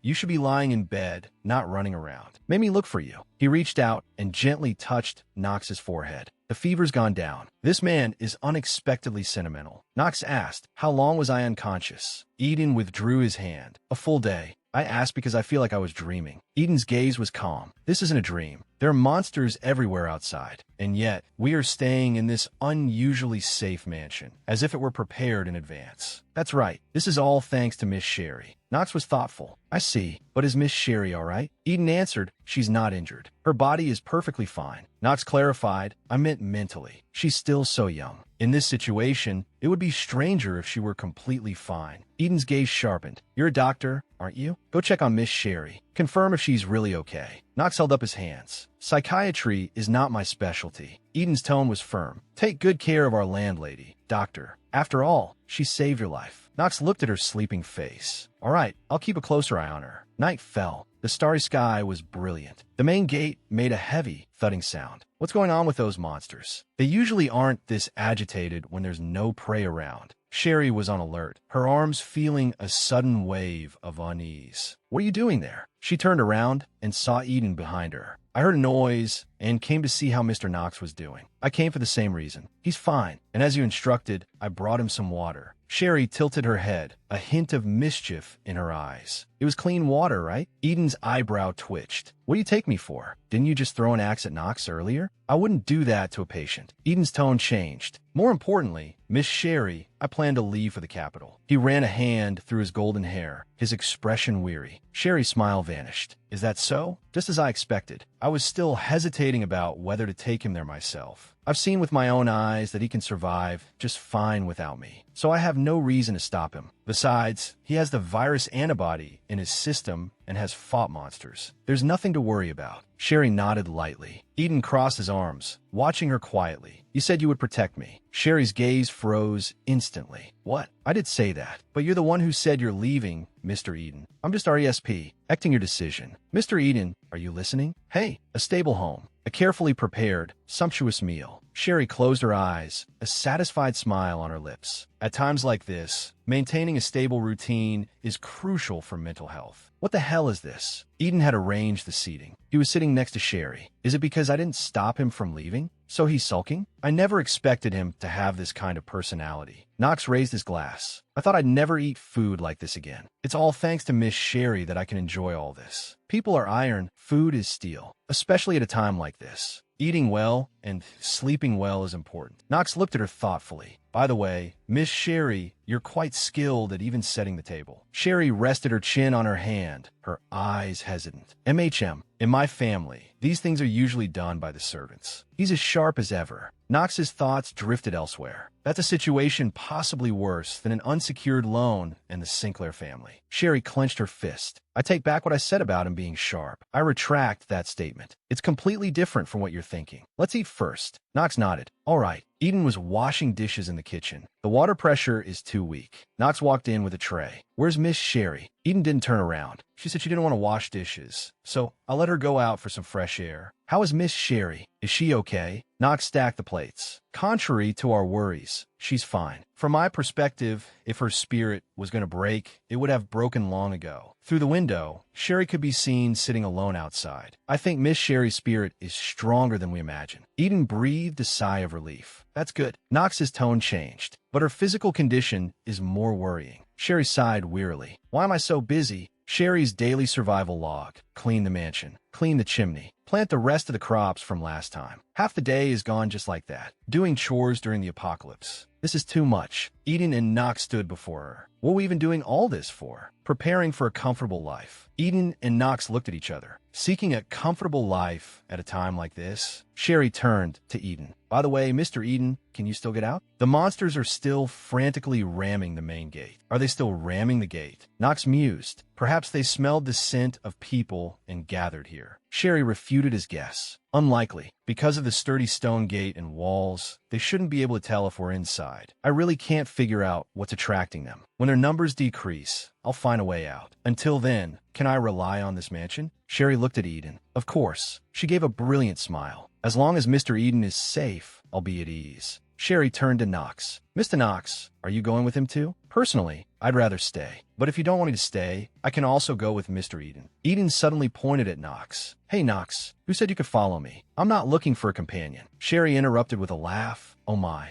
isn't Mr. Knox a doctor? We warmly welcome professionals. If you could stay at the happy home, I would be very grateful. Knox's cheeks flushed. Miss Sherry, are you giving me permission to stay? Oh, why am I so happy? Sherry suggested cheerfully, of course. After Mr. Eden leaves, how about you move into the room he was using? Once he's gone, it'll just be the two of us. For safety's sake, I think that would be better. Knox's smile froze on his face. What, just the two of us? Sherry explained with a smile. Isn't this better? It'll be easier to find each other in an emergency. Knox mused. Is there anything wrong with that? It's not like I pose a danger to Miss Sherry anyway. Eden rushed over. Wait a minute. Why change rooms? That room is mine. He reached out a hand. Miss Sherry, if you give it away so easily, my feelings might get hurt. Then don't leave. Eden clutched his chest. I'm so heartbroken. We've been through so much. We haven't known each other that long, have we? Survived like this for 2 years. Everything was going strangely smoothly. Night fell. A group of survivors gathered in a dark corner. That's why I said, even if there's a risk,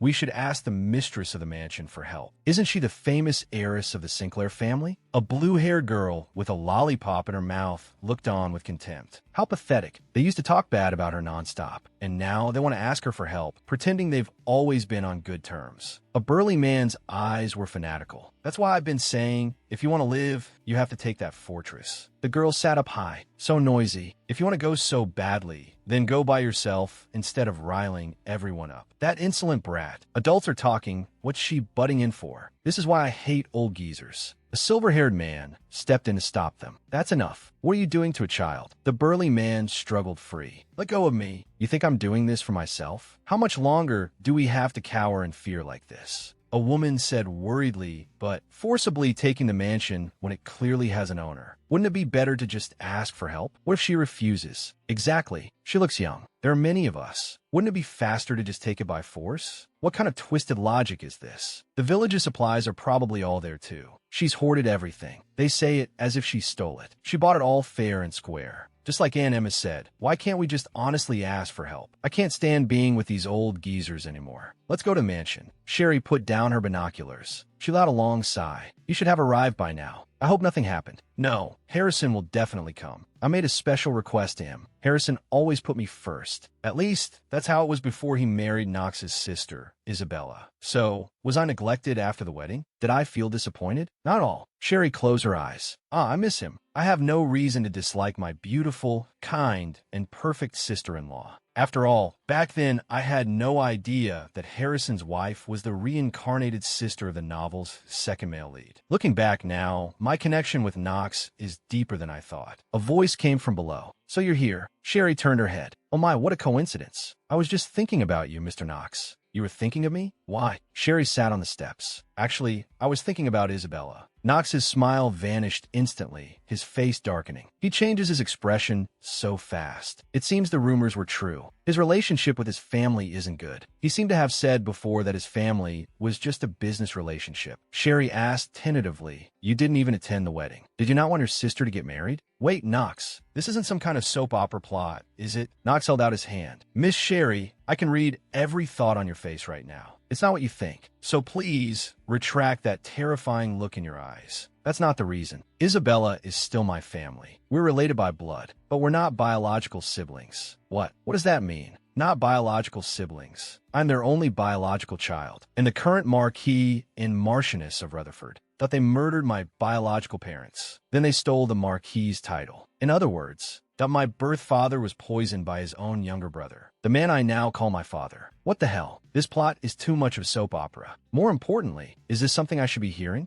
And just like that, the curtain rose on Knox's morning drama. When his real father was poisoned, Knox was only 3 years old. The Marquis and Marchioness adopted him and raised him to adulthood. They gave him everything except love. It wasn't until he was around 15 that he learned the truth from a distant relative and understood everything. But surprisingly, Knox felt nothing inside. I have no memory of my biological parents. I have no motivation for revenge. I never lacked for anything while growing up, so there's no resentment to speak of. I was never loved, so naturally, I don't feel anger for not receiving it. Knox's life has been so rough. So that's why you never care about your family? Knox smiled. Yes, I hold no resentment towards Bella, nor towards my 2 older brothers. Don't pity me. Sherry leaned against the railing. I don't. Knox stood up. All right, let's go down. You should get some rest too, Miss Sherry. He reached out to help Sherry. Her eyes were tightly shut, her breathing rapid. Miss Sherry? Miss Sherry, are you all right? Sherry's body suddenly collapsed. Perhaps Knox's story had triggered a memory. I dreamed of that day at the social gathering. Because I wasn't a noble, I was ignored by everyone. Why don't we just buy a title? I want to be a real noble, Sherry cried, grabbing her mother's sleeve. But her mother just looked at her calmly. Sherry, even if you buy a title, a real noble, why aren't you and Father nobles? Sherry cried out. I wish I had been born into a noble family too. I didn't know my words would hurt them so deeply. I had unintentionally pierced my parents' hearts. Mother hugged me. I am sorry, darling. But please remember one thing. To me, you are the noblest and most beautiful daughter in the world. That was a dream of the day my parents met with their accident. From that day on, I no longer desired any title. I'm sorry. Don't leave me. Don't go. Don't abandon me. I don't want to be a noble anymore. Please come back. I'm still young. I need my mom and dad. I don't need a title. I am Sherry, a person who can shake the nobility even without a title. Sherry struggled in her dream, a tear slipping from the corner of her eye. She reached out her hand as if to grab something. So please don't leave me. A warm hand grasped hers, pulling her back from the nightmare. Eden sat by the bed, wiping the tears from her face. Sherry opened her eyes. What is this situation? I remember listening to Knox's dramatic life story this morning. That story. Why is Eden sleeping by my bed? He looks so handsome when he's asleep. And him. Knox is also sitting in a chair, resting with his eyes closed. It's like he's visiting a sick person. He looks like someone who just stepped out of a painting. I don't know.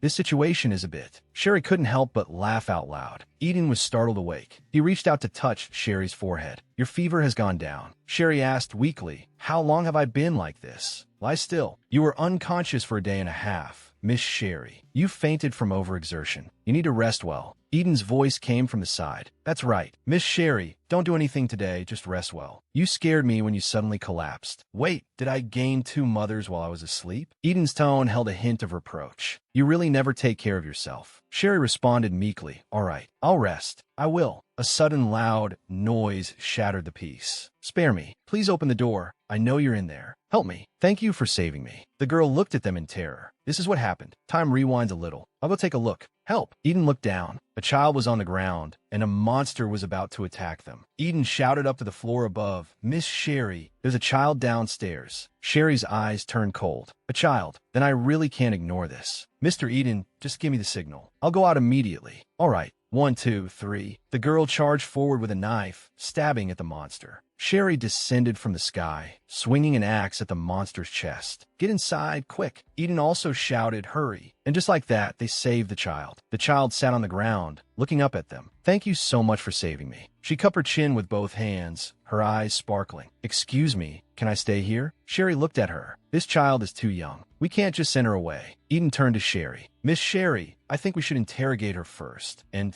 carefully check her body to confirm she hasn't been bitten. Hey, handsome over there. I'm allergic to cops. Could you take a step back? Eden was furious. Do you have a long criminal record or something? What do you mean you're allergic to cops? Knox looked at Sherry. This time, I agree with Sherry's opinion. But first, we have to check her condition. Let's just listen to these two for now. Sherry thought, I'll tie you up first. If nothing changes after a while, I'll release you immediately. Okay, big sister. The child was brought back into the house. Who are you? Sherry asked. The child smiled. Just call me Amy. How did you all get here? I was on the second floor of the inn when I saw a big sister. You saw this doctor. Amy continued. I also saw the lights turn on in that abandoned house. Then, the townspeople started talking about taking over this mansion. I was so shocked, I just left. Sherry crossed her arms, her eyes displeased. The townspeople want to take over this place? Why? Where else is safe besides here? They said you've hoarded supplies. They want them too. Sherry's face darkened. Eden turned to her. So when are these terrorists coming? Amy lowered her head. I don't know. I left before they made a decision. They didn't even notice a child was missing. It shows how chaotic the situation is. Eden revealed a twisted smile. Besides, do they really think Miss Sherry will hand over her things obediently? Even if they all come here to die, they'll still lose. Sherry looked at him. Are you serious? Does he think I'm some kind of superhero? Sherry was fuming. Knox smiled. Miss Sherry, what do you plan to do? Sherry remained silent, lost in thought. My goal, of course, is to live quietly. But I can't just take this lying down. I didn't fight tooth and nail just to hand this mansion over to someone else. We saw how much blood and sweat you put in.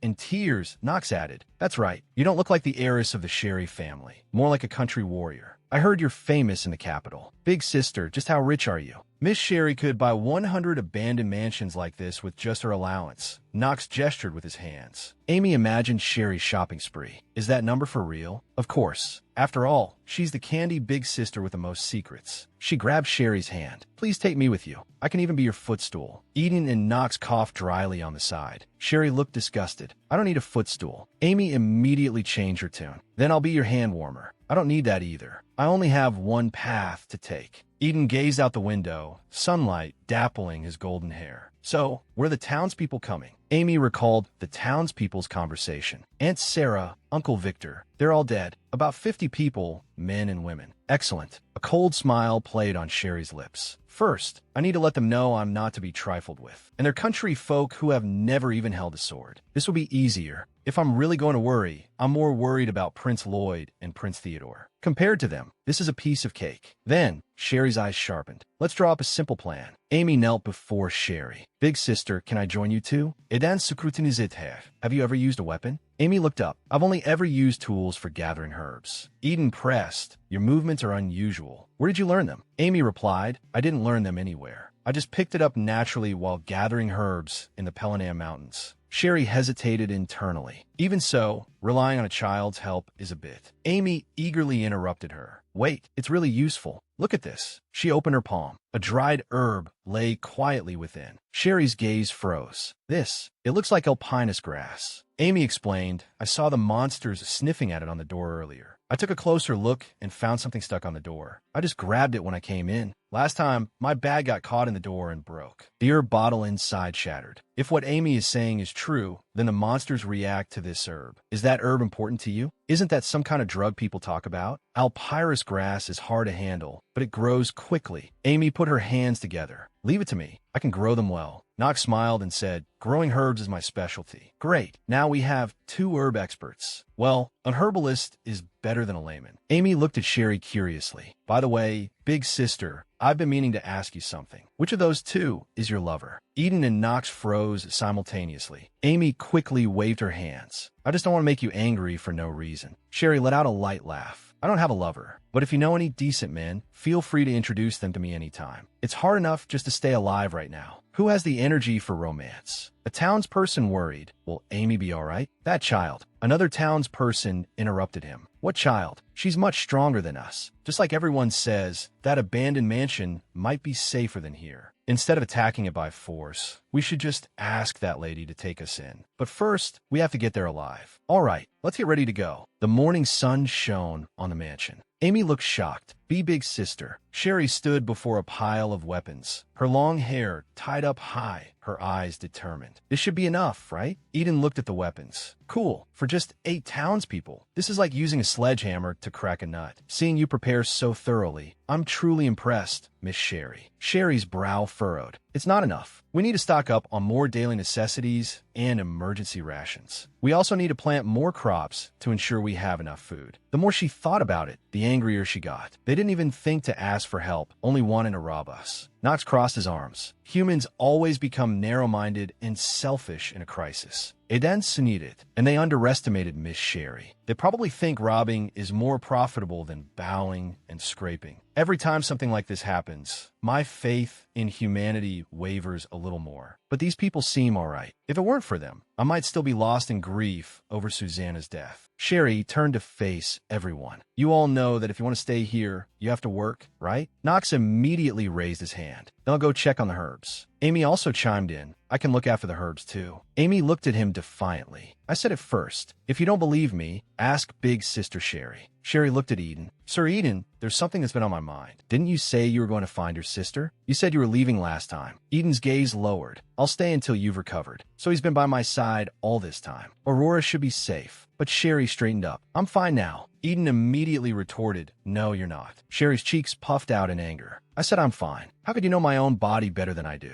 Eden stated calmly, Miss Sherry, you always overestimate your strength. A body full of muscles doesn't mean everything is fine. If I'm not here, who's going to stop you from rushing into danger? And besides, it's obvious someone is coming to cause trouble for you again. I sound like a silly girl who doesn't understand anything. But honestly, it is reassuring to have Sir Eden around, even if more trouble comes. Sherry crossed her arms. After this is over, you'll go find your sister, okay? We have a deal. Eden's gaze deepened. I will. After I find her, I'll come back immediately. Sherry turned her back to him. If you can't find her, you're welcome to come back. But if you do find her, don't come back. Eden wants to repay me for saving his life. Honestly, I think he's already done more than enough. Why shouldn't I come back? Sherry met his gaze. Like I said before, if you really want to repay me, then live well for me. Live until the very last moment. Sir Eden, we'll talk later. The two turned at the same time, their gazes fixed on the distance. Looks like we have uninvited guests. The world has fallen to ruin, and the depravity of humanity is laid bare. I always thought this only happened in stories. Monsters roared as they pounced on the fleeing crowd. Bodies littered the ground. Monsters gnawed on the remains. Amy's voice trembled. Big sister, did you see that? Those lunatics are using dead people as bait. Eden's face was grim. We don't even know if those people were already dead or if they were killed for this purpose. Look closely. All the dead are the weak. Sherry covered her mouth with her hand, her eyes filled with disgust. It's so filthy and disgusting. Knox looked at her. Miss Sherry, what do you plan to do? Eden's tone was icy. Just say the word, and I'll make sure they never set foot in this mansion. Knox agreed. This time, I completely agree with Lancaster. Amy also chimed in, me too, big sister. They're clearly after the mansion. Sherry sighed lightly. There's no need to get our hands dirty. Strengthening the mansion's defenses will be enough. Her eyes sharpened. The real problem is the monsters that follow the townspeople. Sherry's thoughts raced. Frankly, I think it would be better to go out and help deal with the monsters. If, as Eden said, we can eliminate the monsters and take back the town. Amy looked troubled. Please, there are only 4 of us. That's suicide. Bloody monsters closed in, their twisted faces letting out roars. A survivor was in tears, their body trembling uncontrollably. Please, don't kill me. I'll die too if this goes on. A man suddenly grabbed the woman next to him. He threw her towards the monsters. The woman screamed in terror, her body arcing through the air. She fell heavily to the ground, her scythe slipping from her grasp. A shadow fell over her. The monster opened its bloody maw. Blood splattered. The sound of tearing flesh and breaking bones pierced the air. The survivors watched this scene in horror. A man roared, "You piece of trash! How could you do that to a living person?" The man who pushed her revealed a hideous smile. "To hell with trash. I just want to live." He roared hysterically. "You're all alive now, because of me. I don't want to die." The man turned and ran. A survivor gasped in a low voice, "Jackson, maybe we should go ask that girl in the mansion for help." Another man roared, "Seeing how things are now, you still hold on to that kind of hope?" He pointed to the distant watchtower. "They're looking down on us like gods, with no intention of helping at all. Back then, you were the one who shamelessly wanted to take their place, who wanted to kill me and have that place all to yourself. And now you're acting like a god yourself." Eden cupped Sherry's face with both hands. "Miss Sherry, don't listen to the filth spouted by that trash. It will only tarnish your soul." That was close. If Eden hadn't been here, I might have really thrown a catapult at them. No matter how despicable a person is, I still can't bring myself to kill them. "Thank you." Eden similait faintly. He turned to Knox. "Knox, get ready to open the main gate with the child." Knox was bewildered. "Open the gate? Big sister, are we really going to help those people?" Sherry's smile held a hint of determination. "It's not for them. It's for myself. I don't want to carry the guilt. I can go alone." He let out a light laugh. "I knew you'd say that. I'll cover you. You lead the way." "How could I possibly leave when something like this is happening?" Sherry looked at him. "No matter what happens, he always comes back to my side. Am I going to die like this?" A flash of a sword's light, and a monster fell. Eden stood in front of the survivor. He urged loudly, "Get inside, quick." Green blood splattered. Eden's figure weaved through the horde of monsters. The surviving woman trembled and said, "Thank you. Thank you." She looked in terror towards Sherry's direction.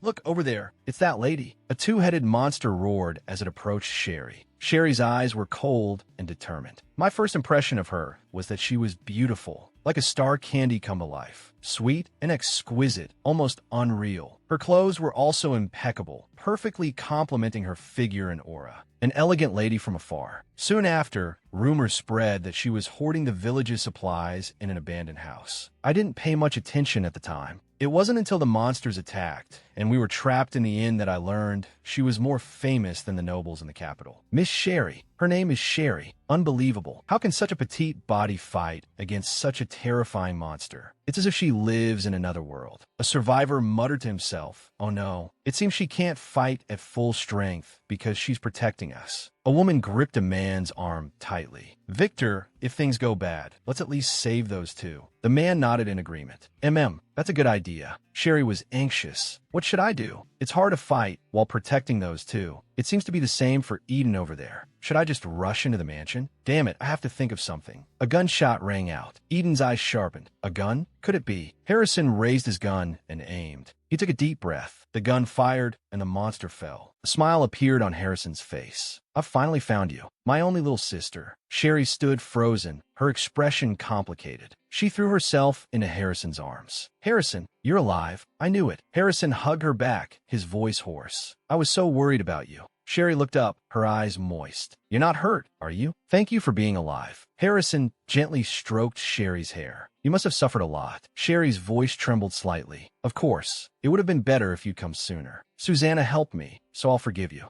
Harrison looked around. "By the way, is Susanna in the mansion?" Sherry's body stiffened.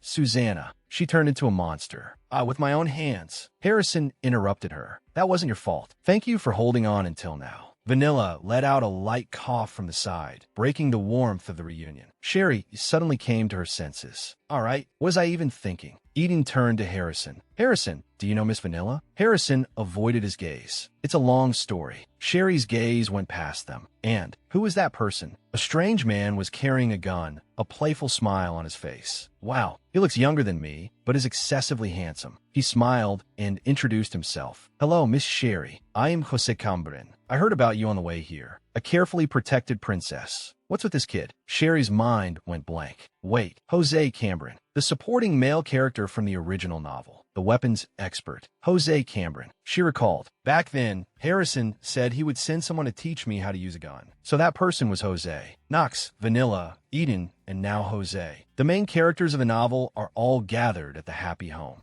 It seems I've completely messed up the original plot. A survivor stepped forward and bowed deeply. Miss Sherry, thank you. I really don't know how to repay you. Uncle Victor and Aunt Emma have sworn allegiance to Big Sister. Sherry and the other survivors looked at each other. The atmosphere was awkward. Eden fronit. Miss Sherry, you should just ignore that nonsense. Get some rest first. A lot of people want to grab you and ask endless questions. Sherry pointed at herself. My goodness, I guess this is the price of being a hero. All right, everyone, let's rest for now. Sunlight streamed down. The survivors gathered together, their faces etched with exhaustion and the relief of survival. It seemed everyone needed to catch their breath. Capital of the Great End Kingdom. Inside a salon. I'm so scared. What do we do now? Aurora covered her mouth with her hand, her body trembling slightly. Should I have just stayed home? No. All the nobles who fled outside turned into monsters. A woman lay slumped over a table, her voice weak. The food is almost gone. When will the rescue team arrive? Another woman comforted her. The royal family or the police will act soon. Let's just wait a little longer. The police. If brother were here, I wouldn't be so anxious. But he's in Brunel, in the dark about the situation. A scream pierced the silence of the salon. Footsteps grew closer. Have the monsters reached here already? The main doors burst open. Two soldiers rushed in with their guns raised, quickly securing the area. Survivors found. No signs of infection detected. The survivors gathered together. We're saved. They come to save us. People cried with joy. Thank heavens. Aurora's heart skipped a beat. If it's the rescue team, could it be? Military boots stamped on the floor, making a dull thud. Oh my God. The soldiers stood in formation. A man in a magnificent military uniform walked into the hall. The crowd knelt in astonishment. Your Highness, why have you come in person? Theodore's gaze was sharp as he scanned the room. The situation is urgent. Forgive my intrusion. The crowd quickly responded, Of course, Your Highness. You've come to save us, haven't you?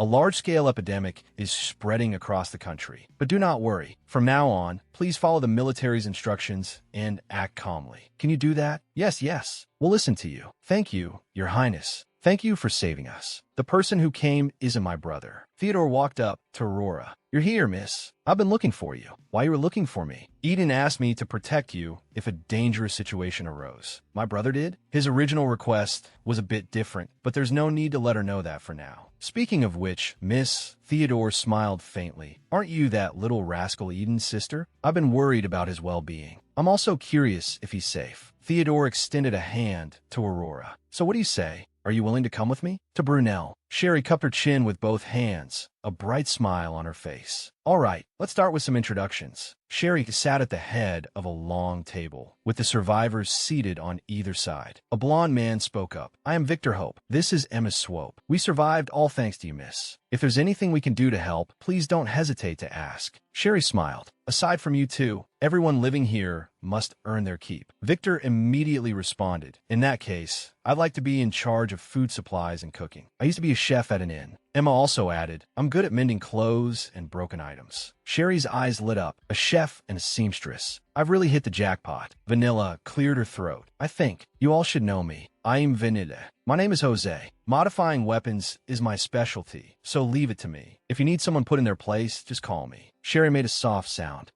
We can talk about that later. Amy clasped her hands. I'm Amy Woolton. I'm a pharmacist, but to be honest, I used to make a living as a pickpocket. Of course, I won't do that here. That's all in the past. If Eden heard that, he wouldn't let it go so easily. He noticed Sherry's gaze. He sighed. Olmaden, Dunjan Lanjuster. I was planning to go to the capital, but I don't dare to leave. I always feel that without me, someone here would cause all hell to break loose. Sherry's gaze sharpened. Wait, why are you looking at me? What on earth did I do? And what's with that person over there? Knox crossed his arms, with a smile on his face. Knox, Cornell Rutherford. As you all know, I'm a doctor. If you have any physical discomfort or abnormalities, please feel free to come to me. This team composition is surprisingly reliable. Harrison, Howard, I'm the legal advisor for the Sinclair family. In that case, I'll be in charge of supplies and administration. Sherry clasped her hands, her face full of joy. That's great. I wouldn't trust anyone but Harrison with this. Finally, I'm Sherry. Sinclair, I probably don't need much of an introduction, right? She folded her hands with a bright smile. But Harrison, there's something I'm dying to know. Sherry leaned forward, her eyes full of curiosity. Harrison replied calmly, Miss, please ask, how did the three of you meet? And how did you get here? Also, what's the situation in the capital now? Harrison pushed up his glasses. I was on the train when the incident happened, so I'm not very clear about the current situation in the capital. As for how we got here, that might be a long story. The platform was bustling with people. A red train was parked quietly. Passengers waited outside the carriages. Harrison sat by the window, looking at the documents in his hand. The departure time was dragging on for too long. A train conductor appeared at the carriage door and announced loudly to the passengers, "Due to traffic control in the Westmore region, the train's departure will be delayed. Please wait patiently." Traffic control? Could there have been an accident? Maybe I should switch to a carriage. What? A commotion came from within the carriage. Harrison stood up and looked towards the door. It was unusually noisy outside. He frowned. A sense of foreboding washed over him. Harrison's pupils suddenly contracted. What? A scream tore through the carriage. What the hell is that thing? The passengers panicked. Let's just run first. It's blocked over there. We can't get through. Harrison's eyes were resolute. We have to break through head-on, even if it means taking a risk. Quick, grab your weapons and find Sherry. Harrison suddenly rushed out. At that moment, he remembered something Sherry had once said. Sherry had once said with a smile, in an almost naive tone, "You know, the world is about to be destroyed soon." Harrison's gaze darkened. He had thought it was just a joke, a bizarre and unremarkable prophecy. But now it had become reality. An infectious disease that could turn people into monsters was about to spread. I'm going to Brunel to prepare for the apocalypse. Did Sherry know something all along? Harrison ran through the chaos, a thought flashing through his mind. Could this be the reason she, suddenly, bought a country villa and hoarded weapons? He looked at the tightly shut door. Harrison yanked open the carriage door. He stared in shock at the person before him. A man wearing a hat was squatting in the corner. Harrison recognized him. Jose. Cameron. Jose was startled. He abruptly raised his gun. "Whoa, you scare me to death." Jose chuckled. "Mr. Lawyer is here too." Huh? People suddenly went crazy, and I was wondering what happened. It's great to see a familiar face safe and sound. Harrison's expression darkened. "Why are you here? Shouldn't you be in Brunel right now?" Jose adjusted his hat. "I'm very busy too, okay? I got here as fast as I could." Harrison's tone was icy. "If I had known you were so busy, I wouldn't have hired you in the first place. I called you because I wanted you to get to Brunel before me. What's the meaning of running into you here?" Jose replied nonchalantly, "It's the lawyer's fault for not confirming my schedule properly." Harrison was furious. "If you were busy, you should have said so. Whose fault do you think this is?" A loud bang interrupted their argument. The carriage shook violently. Harrison and Jose were startled at the same time. The two looked at each other, and the atmosphere instantly froze. Harrison's pupils suddenly contracted. "Let's get out of here for now." Outside the carriage, a monster lunged at the door. Jose quickly turned, grabbed a backpack from behind him, and threw it to Harrison. Then, Jose shouldered his gun and asked calmly, "Where are you planning to go? The capital?" "No." Looking at the situation now, instead of going back to the capital, it's better to go straight to Brunel. Sherry is likely already in Brunel and has set up an inescapable trap. Jose raised his gun and aimed. He said in a low voice, "Anyway, Brunel is closer than the capital. We have no other choice." Harrison slung the backpack over his shoulder. "Follow the tracks. We have to get to Brunel." Harrison ordered in a deep voice. Then a gunshot rang out. He kicked open the door. He leaped out. Jose followed close behind. He shouted, "Run." The two of them sprinted down the tracks. Horndef Station. The train was stopped at a desolate platform. The carriage was deathly silent. A gurgling sound came from a monster's throat. Vanilla leaned against the wall, panting heavily. Sweat trickled down her cheeks. "Damn it, what the hell is going on? If I had known, I wouldn't have gone to the capital. I should have just stayed in Brunel. In any case, this situation is completely out of control. My father died suddenly in a car accident. All he left me was a huge debt and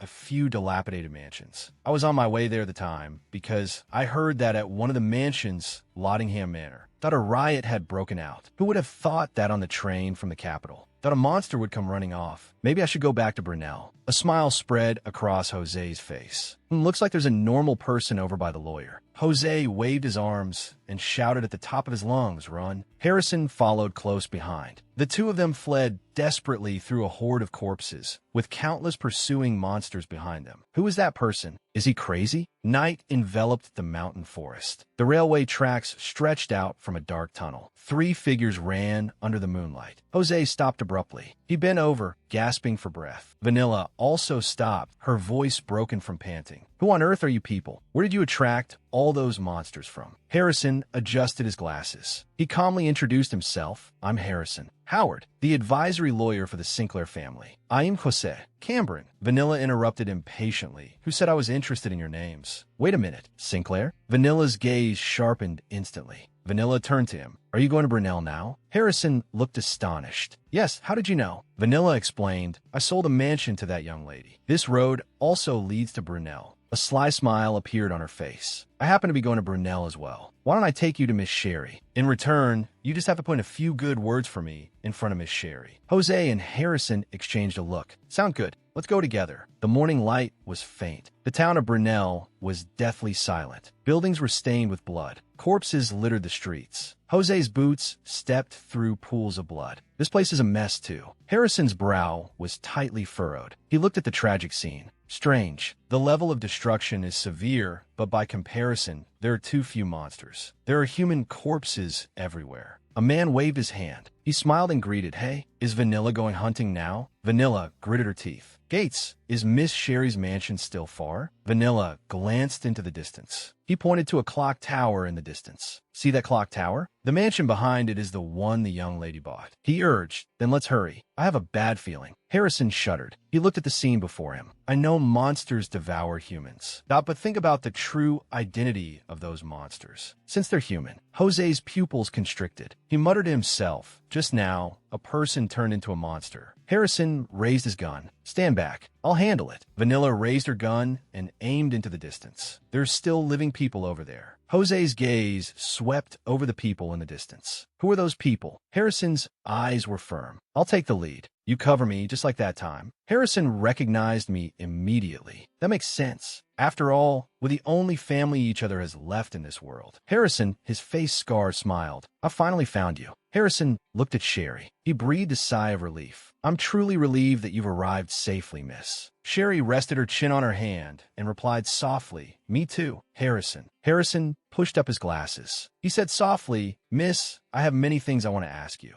Let's meet alone tonight and talk in detail. Sherry was startled. Tonight, what's coming will come. Where should I even begin to explain? Sherry waved her hand. Let's talk about that later. The introductions are finally over. Let's dismiss for now. A smile was on Sherry's face. Harrison has arrived too. Now all I have to do is figure out how to survive. Her smile was easy as cold sweat trickled down. I really want to run away. Eden walked up to her. Miss Sherry, let's talk about the search operation. Sherry looked up at him. Is it urgent? I'd like to rest for a bit. Eden Leonid Kolosov. Sherry said in a low voice. Is that so? You look like you want to run away. I just want to help you. Sherry crossed her arms, forcing a calm expression.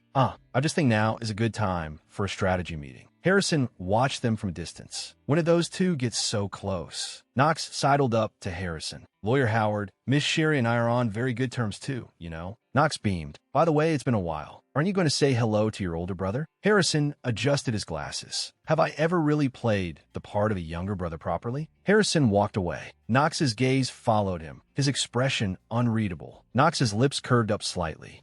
Compared to someone like me, who doesn't care about family bloodlines, you two look more like a family. Harrison and Eden are, after all, the same kind of person. Calm, strong, and gentle. Completely different from trash like me. Knox asked with a smile, What are you two doing over there? Having so much fun behind my back. I'll be sad, Miss Sherry. Sherry turned her face away. We weren't playing. The situation just now was urgent. Knox's lips curled. I'm very curious. If it were him, what kind of person would he see me as? He was surrounded by 3 men, his expression displeased. A voice echoed in the darkness. Save me. I'm begging you. Save me, Miss Sherry.